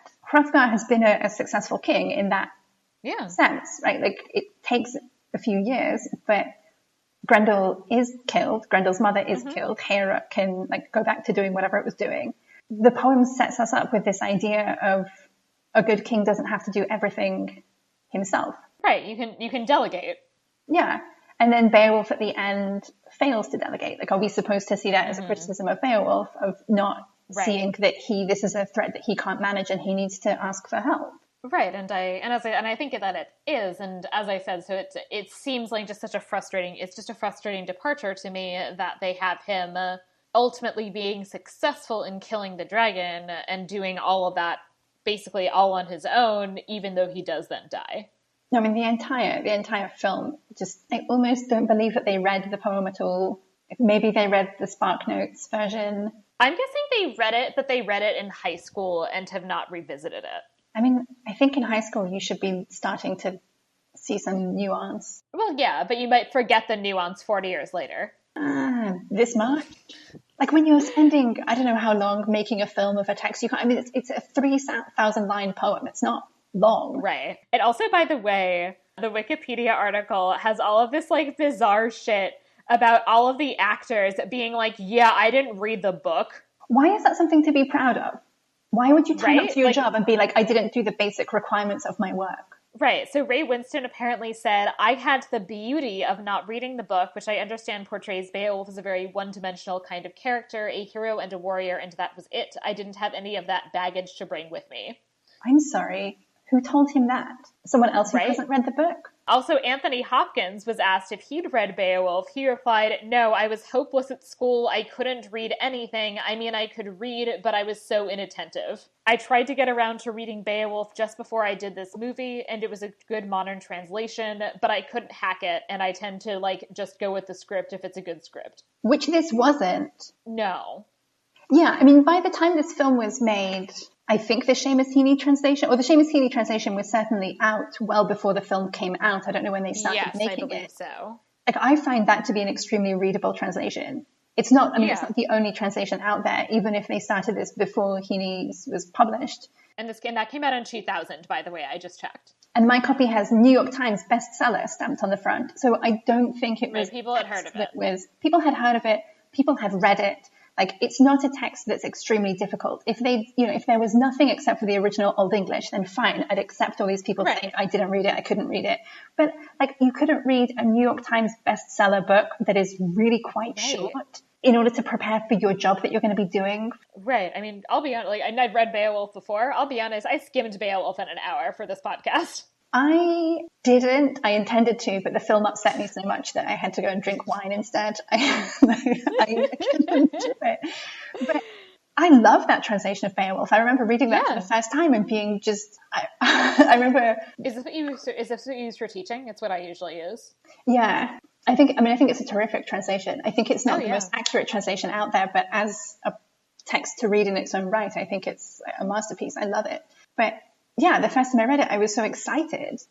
I was thrilled to be reading Beowulf, and I was so, like, captivated by the battle, by everything that was happening. And then, I mean, the film is awful, but to have everybody who's involved in the film say, I didn't read the text because I thought it was a one-dimensional piece of crap, like, because I heard a rumor. Like, why are you even making this movie then? Yeah.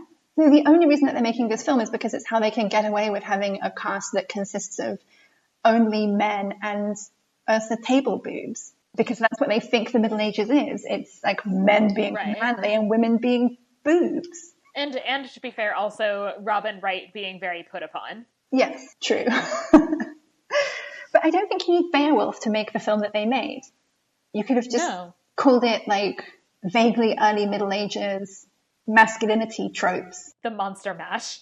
Yeah, the exact same film. It's been just as good. I wouldn't have to be angry about the absolute liberties. Like, the thing that worries me is, what if people see that film and they think that that's what medieval literature looks like?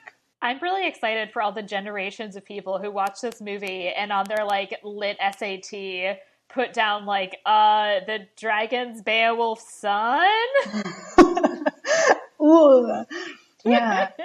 Awful. I haven't had that yet from any of my students, and I hope I never will. I do show them a clip from this film, and then I have to apologize every time. Like, I make them watch 2 minutes of it, and then I literally have a handout that's like, I'm so sorry I made you watch that. But, like, the reason that I want them to look at it is that I think, so I make them look at a couple of different adaptations, but I think that seeing what the people who are adapting Beowulf have struggled with points us at something that the text itself is doing that we as modern readers might not be used to. Yeah. A lot of the adaptations really struggle with the fact that the dragon kind of comes out of nowhere. The first section of the poem, you know, Grendel's mother, that all makes sense. They're and the dragon, to like, one another, right? what's And up then with it's the just dragon? like dragon ex machina. Yeah, and so the thing that the adaptation seems to point out is that since every adaptation tries to link the dragon in some linear plot fashion to the earlier section of the poem, that's what we as modern readers kind of want. And that's not what the poem is providing. And so I think it's like, it helps you to look back and see, okay, this is not the way that I should be reading the text. I need to read the text in another fashion. And I think that that's really a comparative fashion. So all the way through the poem, you have these narratives about other heroes, and you have flashbacks to previous political events, and you have little hints of what's going to happen in the future. And you have these scenes that you seem to be intended to read comparatively.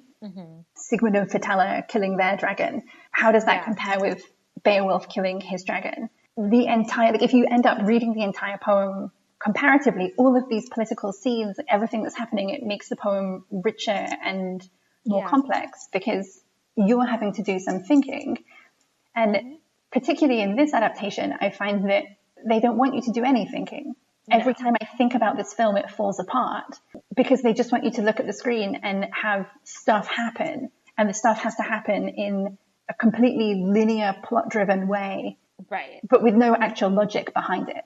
This has misunderstood the text in every conceivable fashion. I'm not angry, I'm just disappointed.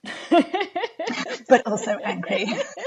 Burning with rage. Speaking of burning with rage, the next segment, Vera et Falso, is where I usually talk about what this movie got right and wrong. We've certainly already touched on a number of these things, but I want to highlight a couple of things or tease out a couple of things. I assume all of them are things that got wrong. Yeah, I honestly, I cannot think of a single thing this movie got right. Like, I cannot think of a single thing that this movie did well. So we'll just say we're just going to skip that. Okay, so this is falso et falso. Yes. First of all, there is the rise of Christianity issue. And I just want to provide the very specific dates on this. Which is, so the movie takes place in 507, or starts in 507, and so if we, are generous, then it kind of ends in sometime in the late 6th century.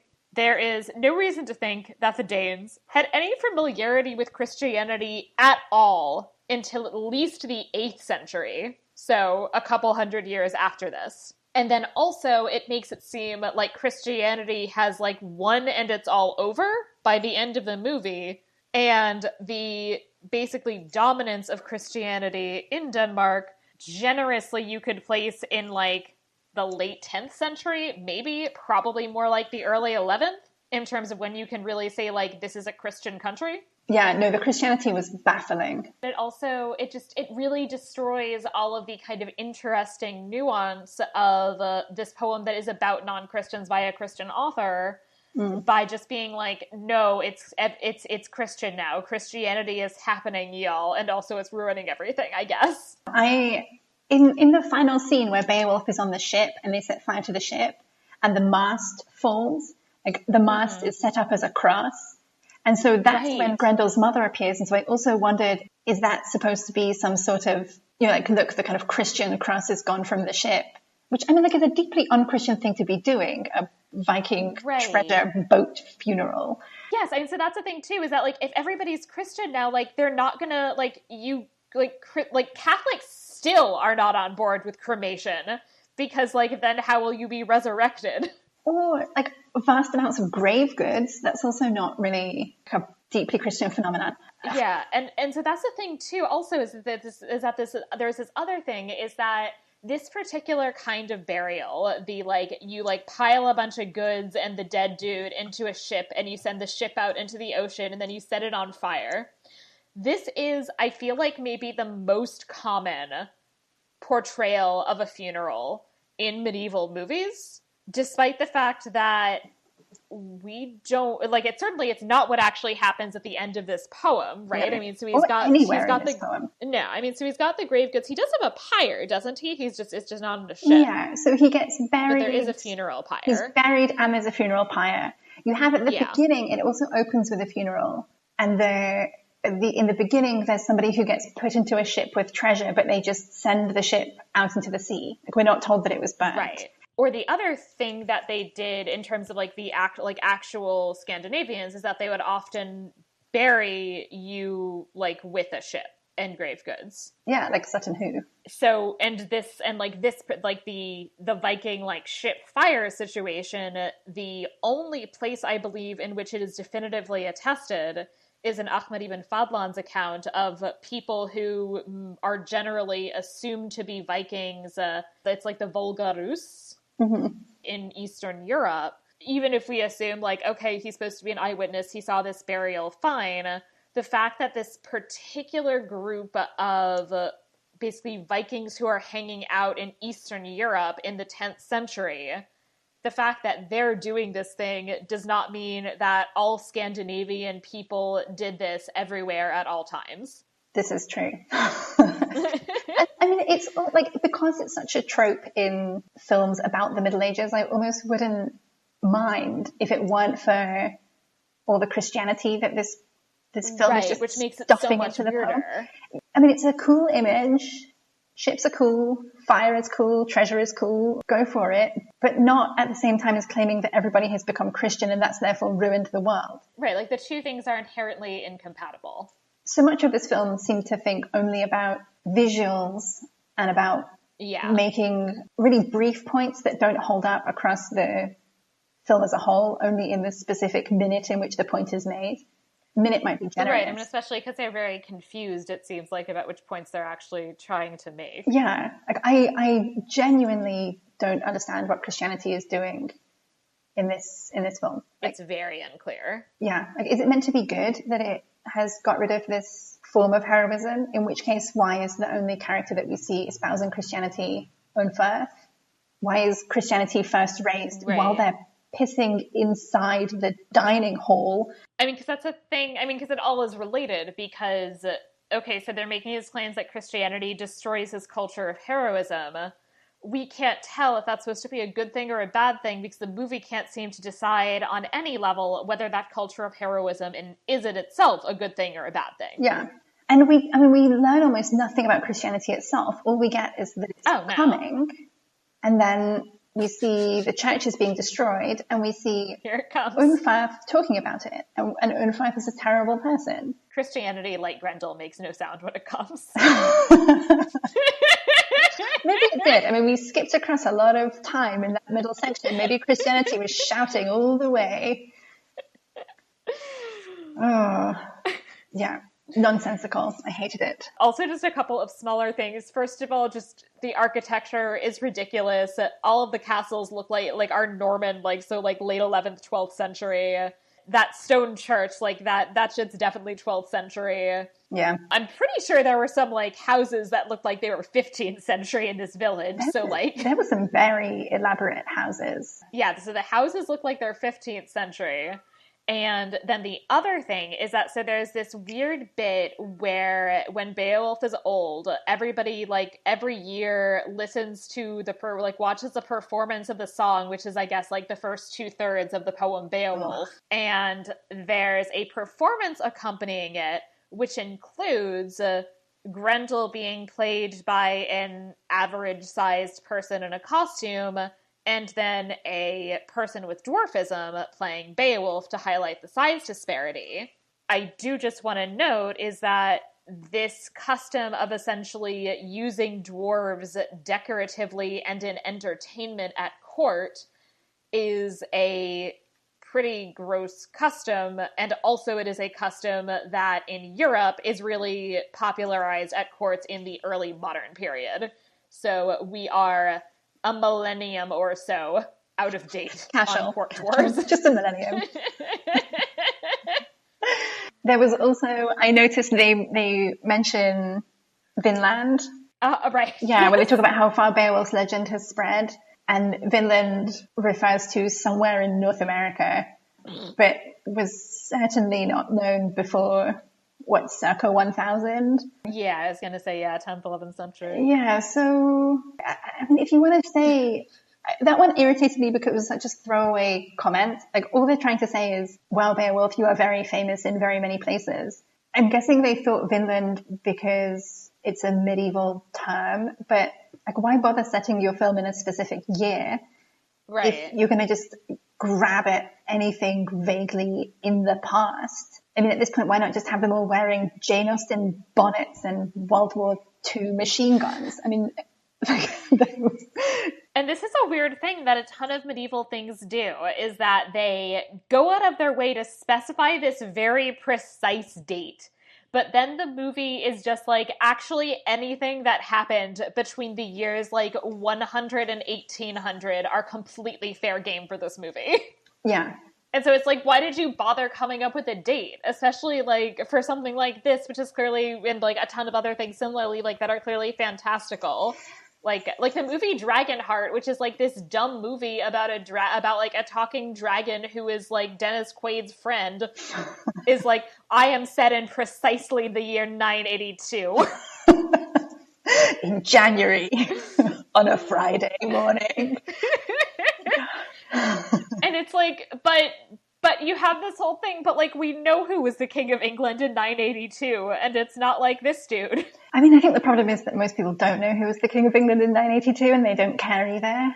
But this is something that I find sometimes when teaching medieval texts, that it's very easy for students also to just assimilate everything they know about pre-1500 and just put it all into the same basket. And so I spend a lot of time trying to tell people to be specific when they're writing about a text. If your text was written in the mid-14th century, you need to contextualize it with information about the mid-14th century. You can't just take something you read about the 7th century and something that you read about the 16th century and just assume that it all still matches. Like, people changed, societies changed, opinions changed, just like they do now. And I think films like this sort of compound the problem by, I mean, not bothering to think. Like, there's so many of the things in the film that were profoundly anachronistic that added nothing. Right. Why was Heorot a massive stone castle? Norman castle, yeah. Yeah, like, would it have changed the film at all if it were not like that? And so it's lazy. But I feel like it is a problem that people have about the Middle Ages that they don't have as much for modernity. That there's this false sense that back in the past, everything is all the same and undifferentiated and time didn't move in the same way. And nothing changed for the entire approximately 1,000-year period that is known as the Middle Ages.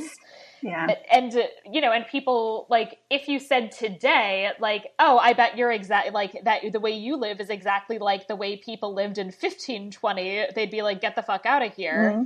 But they have no qualms about assuming that life in the year 1300 was the same as life in the year 800. Well, and also, there's the sense that everything was just kind of the same. Like, it doesn't matter when we're thinking about. Yeah. And then there's also the sense that people were so profoundly different that they can't be comprehended. And so I'm always confused by, like, when did you think people became recognizable humans? You know, what, the invention of the microscope, everybody just developed humanity? Well, or it's the Renaissance. Jacob Burckhardt and his basically says like that, like, in the Renaissance, people like developed personalities. And it's like, what do you think happened? Do you think everyone just woke up in the year 1500 and was like, wow, I have a personality all of a sudden? I need to awesome. work on myself. And especially, like, there's Old English poems, which I can't remember the line exactly, but there's some Old English poem which says something like, you know, there are as many minds on earth as there are men. People have different opinions, different people know different things and feel different things and believe different things. There are maybe the way that individuality was expressed was different, but it's very clear that they understand that everybody else experiences the world differently. And I mean, things like, I remember talking to somebody once, there'd been some newspaper article about like a baby monkey or something that had died in the zoo, and the mother had like cradled the baby. And so my friend had commented on how sad this was, like, oh, poor like mother monkey. And, 10 minutes later, I was saying something about medieval children dying. And my friend was like, oh, but yeah, I mean, they died all the time, so they didn't care, right? And I'm sorry. You think that the monkey is grieving its child, but you don't think that your own great grandparents would have been sad when their child died? Like, the response might be different because the responses to grief are culturally determined, but why would you assume that they don't have that feeling? And so it's the thing which I find confusing with the Middle Ages, or with the impression that people have of the Middle Ages, is that it's these two totally conflicting ideas. One, that people were not human and didn't have human emotion, and one that like everything was kind of the same all the way up until modernity. Right. I mean, I guess maybe they stem from one another. One that, people don't have interiority and therefore nothing can change around them because they're not stamping their personalities on the world. Right, that people are just this kind of undifferentiated mass suffering through waiting for the Renaissance. I mean, that's how most people see the Middle Ages. But beyond the Renaissance as well. I mean, I've definitely seen people refer to sort of 17th century stuff as evidence for things happening in the Middle Ages. True. So, I mean, I don't know where it's coming from. At this point, we can move to the Historia ad Veritas section, where we talk about a real historical event or phenomenon. And I would like you to just chat a bit about Beowulf. I feel like I've done quite a lot of my Beowulf chat mixed in already with our other conversations. So is there anything else that you think listeners should know about Beowulf? It's really good. It's actually really good. It's a really fantastic poem. There's a reason that we assigned Beowulf. Yeah, and that we still enjoy it, and that it was on the New York Times bestseller list 1,000 years after it was written. Yeah. Yeah, it's fantastic. Yeah, that it's nuanced, it's complicated, it's thinking about history in really complex ways. And it contains huge amounts of myth and political history. I mean, there's all kinds of stuff in there. It's not just Beowulf fighting monsters. It's Beowulf fighting monsters as part of a much larger pattern of feuding and alliances. And I mean, there's so much going on. I mean, and the monsters themselves are interesting and have symbolic meaning. I mean, so for listeners who are not aware, J.R.R. Tolkien was legit a medievalist. And one of his very well-known articles was about Beowulf and was called The Monster and the Critics. And was basically, it's been a long time since I actually have read it, but was basically saying that people who dismissed the monster fights as not interesting or important were ignoring the kind of symbolic meaning that they have, and that it's actually like a very rich element to the story. And it's not just like rah, kill the monsters, which is what this movie seems to think it is. The different fights and the different ways that the monsters are portrayed and the different engagements that he has with them and that the monsters have with humanity are making certain kinds of points. Yeah, no, like that we should engage with this text as a literary text and not just a text that we can, mine for snippets of historical information. And so some of the events in the poem seem to be real events. So Hrothgar seems to be a real king, which is, I assume, why they've chosen 507. Like, I'm guessing that that's a date that we think that Hrothgar was really alive. I can't remember exactly. Seems about right. But yeah, so there's historical information embedded in this poem, but it's being put together in a certain way in order to convey larger information than just the chronological facts or the basic names of people involved. And so the text as a whole is a much more complicated thing that certainly than the film makes out, but also than a lot of early critics made out. Yeah, and the other thing too is that even from the perspective of historians, increasingly also history is not just like, let me find out the names and life histories of some kings, which is the kind of information that people use to try to mine from Beowulf. It's also where, we've moved into a moment where social history and cultural history are much more valued as part of the discipline. And I think this is actually I teach this in history classes because I think it's a really important work for thinking about cultural history in the period when it was written. Yeah, one of the other things which is sort of interesting about the text, so it survives in only one manuscript. So we just have a single copy of Beowulf. And in that manuscript, there's some kind of a problem with the manuscript at the point where you have the time skip. There's two scribes. The first scribe in the final page is trying to squash more lines onto the page than should fit. Yeah. And so one of the plausible reasons for someone to do that is if the second half has already been copied. And so that could just be, something has gone slightly wrong with the copying. They split the poem they miscounted. But one thing that some people have suggested is that the text is trying to yoke together two originally separate texts, one with young Beowulf and one with old Beowulf. I don't think that that's widely accepted, but I do think it's an interesting question, I think, because it then, if this is somebody combining two texts about Beowulf that were originally separate, then what are they trying to say by making that comparison? And because I think, as I said before, that the mode of reading that Beowulf expects from its audience is this comparison of parallel scenes, parallel events across history. Yeah. Either that's a reader, I think, making kind of a sophisticated adaptation to the text by giving us a new parallel to work with, or it's just sort of emphasizing perhaps the difference between how the medieval poem seems to be wanting to be read versus what we as modern readers expect. Maybe the way that some scholars read it as two entirely separate poems is also pointing to this problem of we want a linear narrative. We don't want that kind of unexpected time jump, place jump. Right. Well, but also that expectation and that desire for a linear narrative is arguably a desire that has more to do with the structure of the modern novel than it does with medieval texts. Yeah. If you look at the way that medieval people would have read the Bible, there are so many layers to the way that educated medieval people would have been expected to read and digest that text and to think about,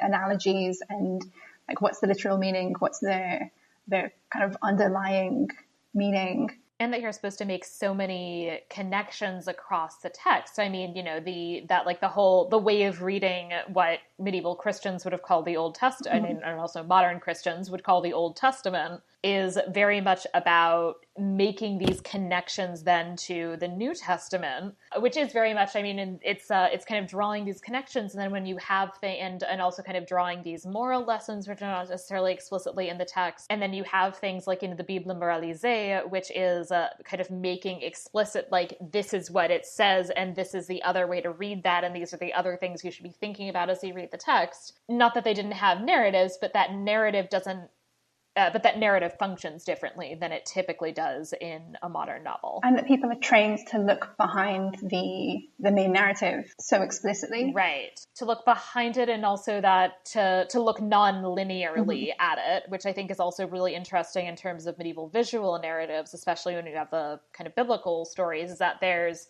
an order in which you're supposed to read these visual narratives that tell the story in this linear fashion, but you're also supposed to be making these connections with the thing that's underneath the image that you're looking at, or across from it. And so that you're supposed to be doing these kind of non-linear connections at the same time as you're reading the linear narrative. Yeah. No, so I think that the medieval style of reading in all kinds of texts, all kinds of ways, visually, in terms of narrative, etc., I think all of that encourages audiences to approach Beowulf in a totally different way than we're used to now. Yeah. And for poets to write with the expectation of a totally different type of engagement. And I think it's a real shame that this film, which, I'm sure that more people will have seen this film, at least in 2007, 2008, than will have read the original text. Right. And that the film is full of people saying there's no value to the original. This film has nothing to do with that boring crap that you had to read in school. This isn't your daddy's Beowulf. But like, that is the vibe of this film. Yeah, that was the vibe of the film. Yeah, the film made me so sad. Why would you publicly say, I didn't read this text and the bits I read I didn't understand? There's something really bizarre and upsetting about how deeply anti-intellectual this adaptation of a medieval literary text is. Yeah, and how angry it seems to be about the original text. Like, Yeah. they don't like the text. They don't care about the text. They didn't read the text. The text was flawed, and they have fixed it by making it, like, all about dicks. That is, I think, a good segue into the Fabula Nostra section, where we talk about what film or whatever we might create inspired by this one, which can mean, in this particular case, what movie do we wish had been made instead of this movie? Okay. I think you could do a really, really good Beowulf film. Yeah. I'm thinking of like Pan's Labyrinth, where you have the sort of fantasy elements, but then you also have the very brutal historical portions of the film. And so something like that, where you have, I mean, like the fight with the dragon is like, that's a sort of fantasy showpiece. Yeah. But the way that it's set within historical reality, I think, is something that this film just doesn't convey at all. I mean, when Beowulf dies and they're talking about the fact that the retainers didn't help and that other people are going to hear about their cowardice and come and wipe his tribe off the face of the earth. And, you know, the women are worried about being taken away from, you know, their husbands killed, their children killed. I mean, that's real. Like, that's not talking about a fantasy consequence. That's a real consequence for a fantasy narrative. And so I think something which leaned into the real practical consequences of the actions, even if the fights themselves are not realistic, I think you could make a much more interesting Beowulf doing that. Yeah, absolutely. The thing I'd be curious to see is I'm interested in the concept of exploring essentially what the narrative of Beowulf has to say about monsters and the monsters as kind of people or creatures who are just not included in society for various reasons. And inspired by that, and then thinking back to the novel Grendel, I actually think it would be really interesting to try and create something that was from the perspective of Grendel's mother. And I think there could be ways to do that where she can certainly be a complicated and flawed character, but where she's not like evil temptress who's out to ruin men's lives by fucking them. Oh, she doesn't need to be a temptress at all. No, I would not want her to have sex with random humans. And I mean, she obviously has a child, but I would not want her sex life to be a particularly part of this movie. I don't think that's in any way the most interesting thing about her. No. Is like, it's not her sex life. I think one of the interesting things about her is her participation in this vengeance culture and the question of to what extent that's something that's acceptable or not. I think that's actually one of the kind of more interesting themes to draw out is her presumably then also, you know, maternal feeling and love for her son. And the poem acknowledges her loss. I mean, in the original text, you have, you know, the loss that Grendel's mother experiences. You have a lot of the women. So, I mean, in terms of this, like, is Beowulf the monster after all? You have, I think there's a sense in the poem that their men are fighting against monsters. Like, that's what they are afraid of and trying to combat. And the women, when you see women in the poem, you quite often see them worrying about the aggression of the men and the battles that the men are getting involved with. And so Grendel's mother actually fits into a pattern that's much wider in the poem. Grendel's mother being kind of forced to grieve for her child because her child has gone to do something aggressive. That's a pattern that's repeated elsewhere in the poem among the humans. Right, and that's an experience that many human mothers have, and something that makes her relatable. And I mean, and then it's also interesting because in then kind of taking on that and kind of then also performing this act of aggression, she is behaving in a way that is not considered to be what is typically the norm for women. I think you also get a sense of her being forced into action. So you see kind of reluctance, you see love, you see desire for revenge. The poem manages to make her quite complicated, I think, even though she's not in it for very long. Yeah, and I think you could make a film that actually teases that out in interesting ways, like that focuses on her, which this doesn't do. I mean, I think if this actually wanted to like challenge heroism and hero narratives and make that more complicated, I think the way to do that would be to actually focus on the monsters instead of just still on Beowulf, who's like naked heroing all over the place.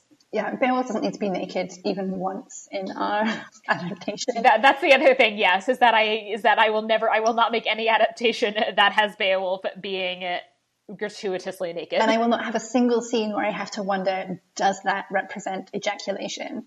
Like, I don't want that to be a thought in my audience's mind. That's like the one goal, I think. It's that's a low the bar. main goal.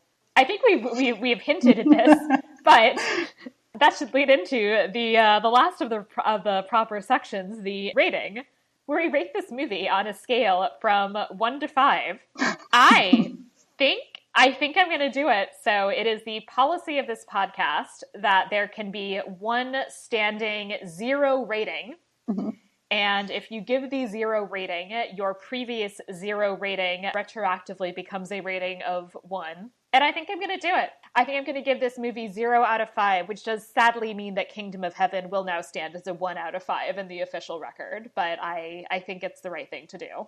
Yeah, I'm also going to give this a 0 out of 5, which obviously has fewer consequences for me since this is the first time I've been on the podcast. This was the worst thing I've ever seen, ever. Like, I once saw a dog run onto the motorway and get hit by a car, and like, this is still the worst thing I've ever seen. This was so bad. I'm certainly not going to say that I have not before watched a lot of movies and been really angry about them, because, that's like 80% of the point of this podcast at this point. But wow, I was angry watching this movie. I was resentful of the fact that I was watching it.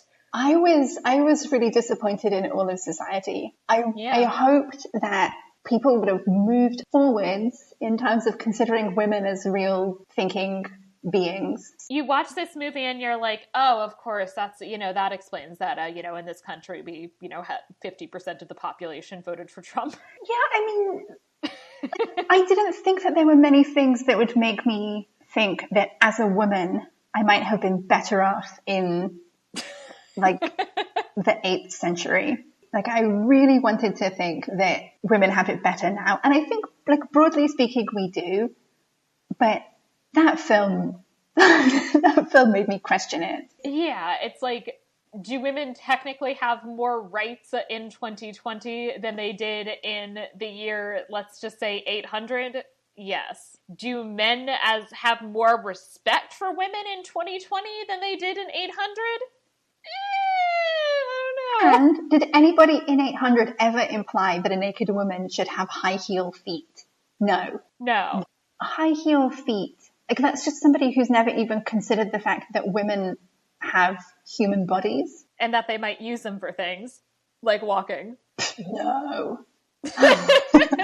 It really does just feel like in this movie, the only purpose of women is sex objects. I mean, I think it is very telling that most of the female characters sleep with Beowulf. 80%. The other one doesn't sleep with Beowulf, but is also a sex object. Yeah. Women are only in this movie for the purpose of having sex with men. Yeah, that's true. And thereby damaging them. And the songs that the warriors sing. Somebody had to sit down and write those, like, crude drinking songs. Like, can you imagine that being your job is to, like, sit down and, like, write the rhyming rape song? I mean, no, but clearly somebody got really into it because they go on for quite a while. Are there places where the listeners could find you on the internet? Me? Yes. No. I don't think. If you have enjoyed this podcast, please subscribe in your preferred podcatcher app, and please rate and review Media Evil on Apple Podcasts. I will read new 5-star reviews in future episodes. It's been a little while since I've had one, so please go ahead and rate a review. Please also follow the podcast on Twitter at Media Evil Pod and join the Facebook group. And you can also find me on Twitter and Instagram at Sarah F. Ducker. If you have any questions or suggestions, I'd also love to hear from you via email at media.evilpod@gmail.com. Thank you for listening to Media Evil. Bye. Bye. She's not my curse. Not anymore.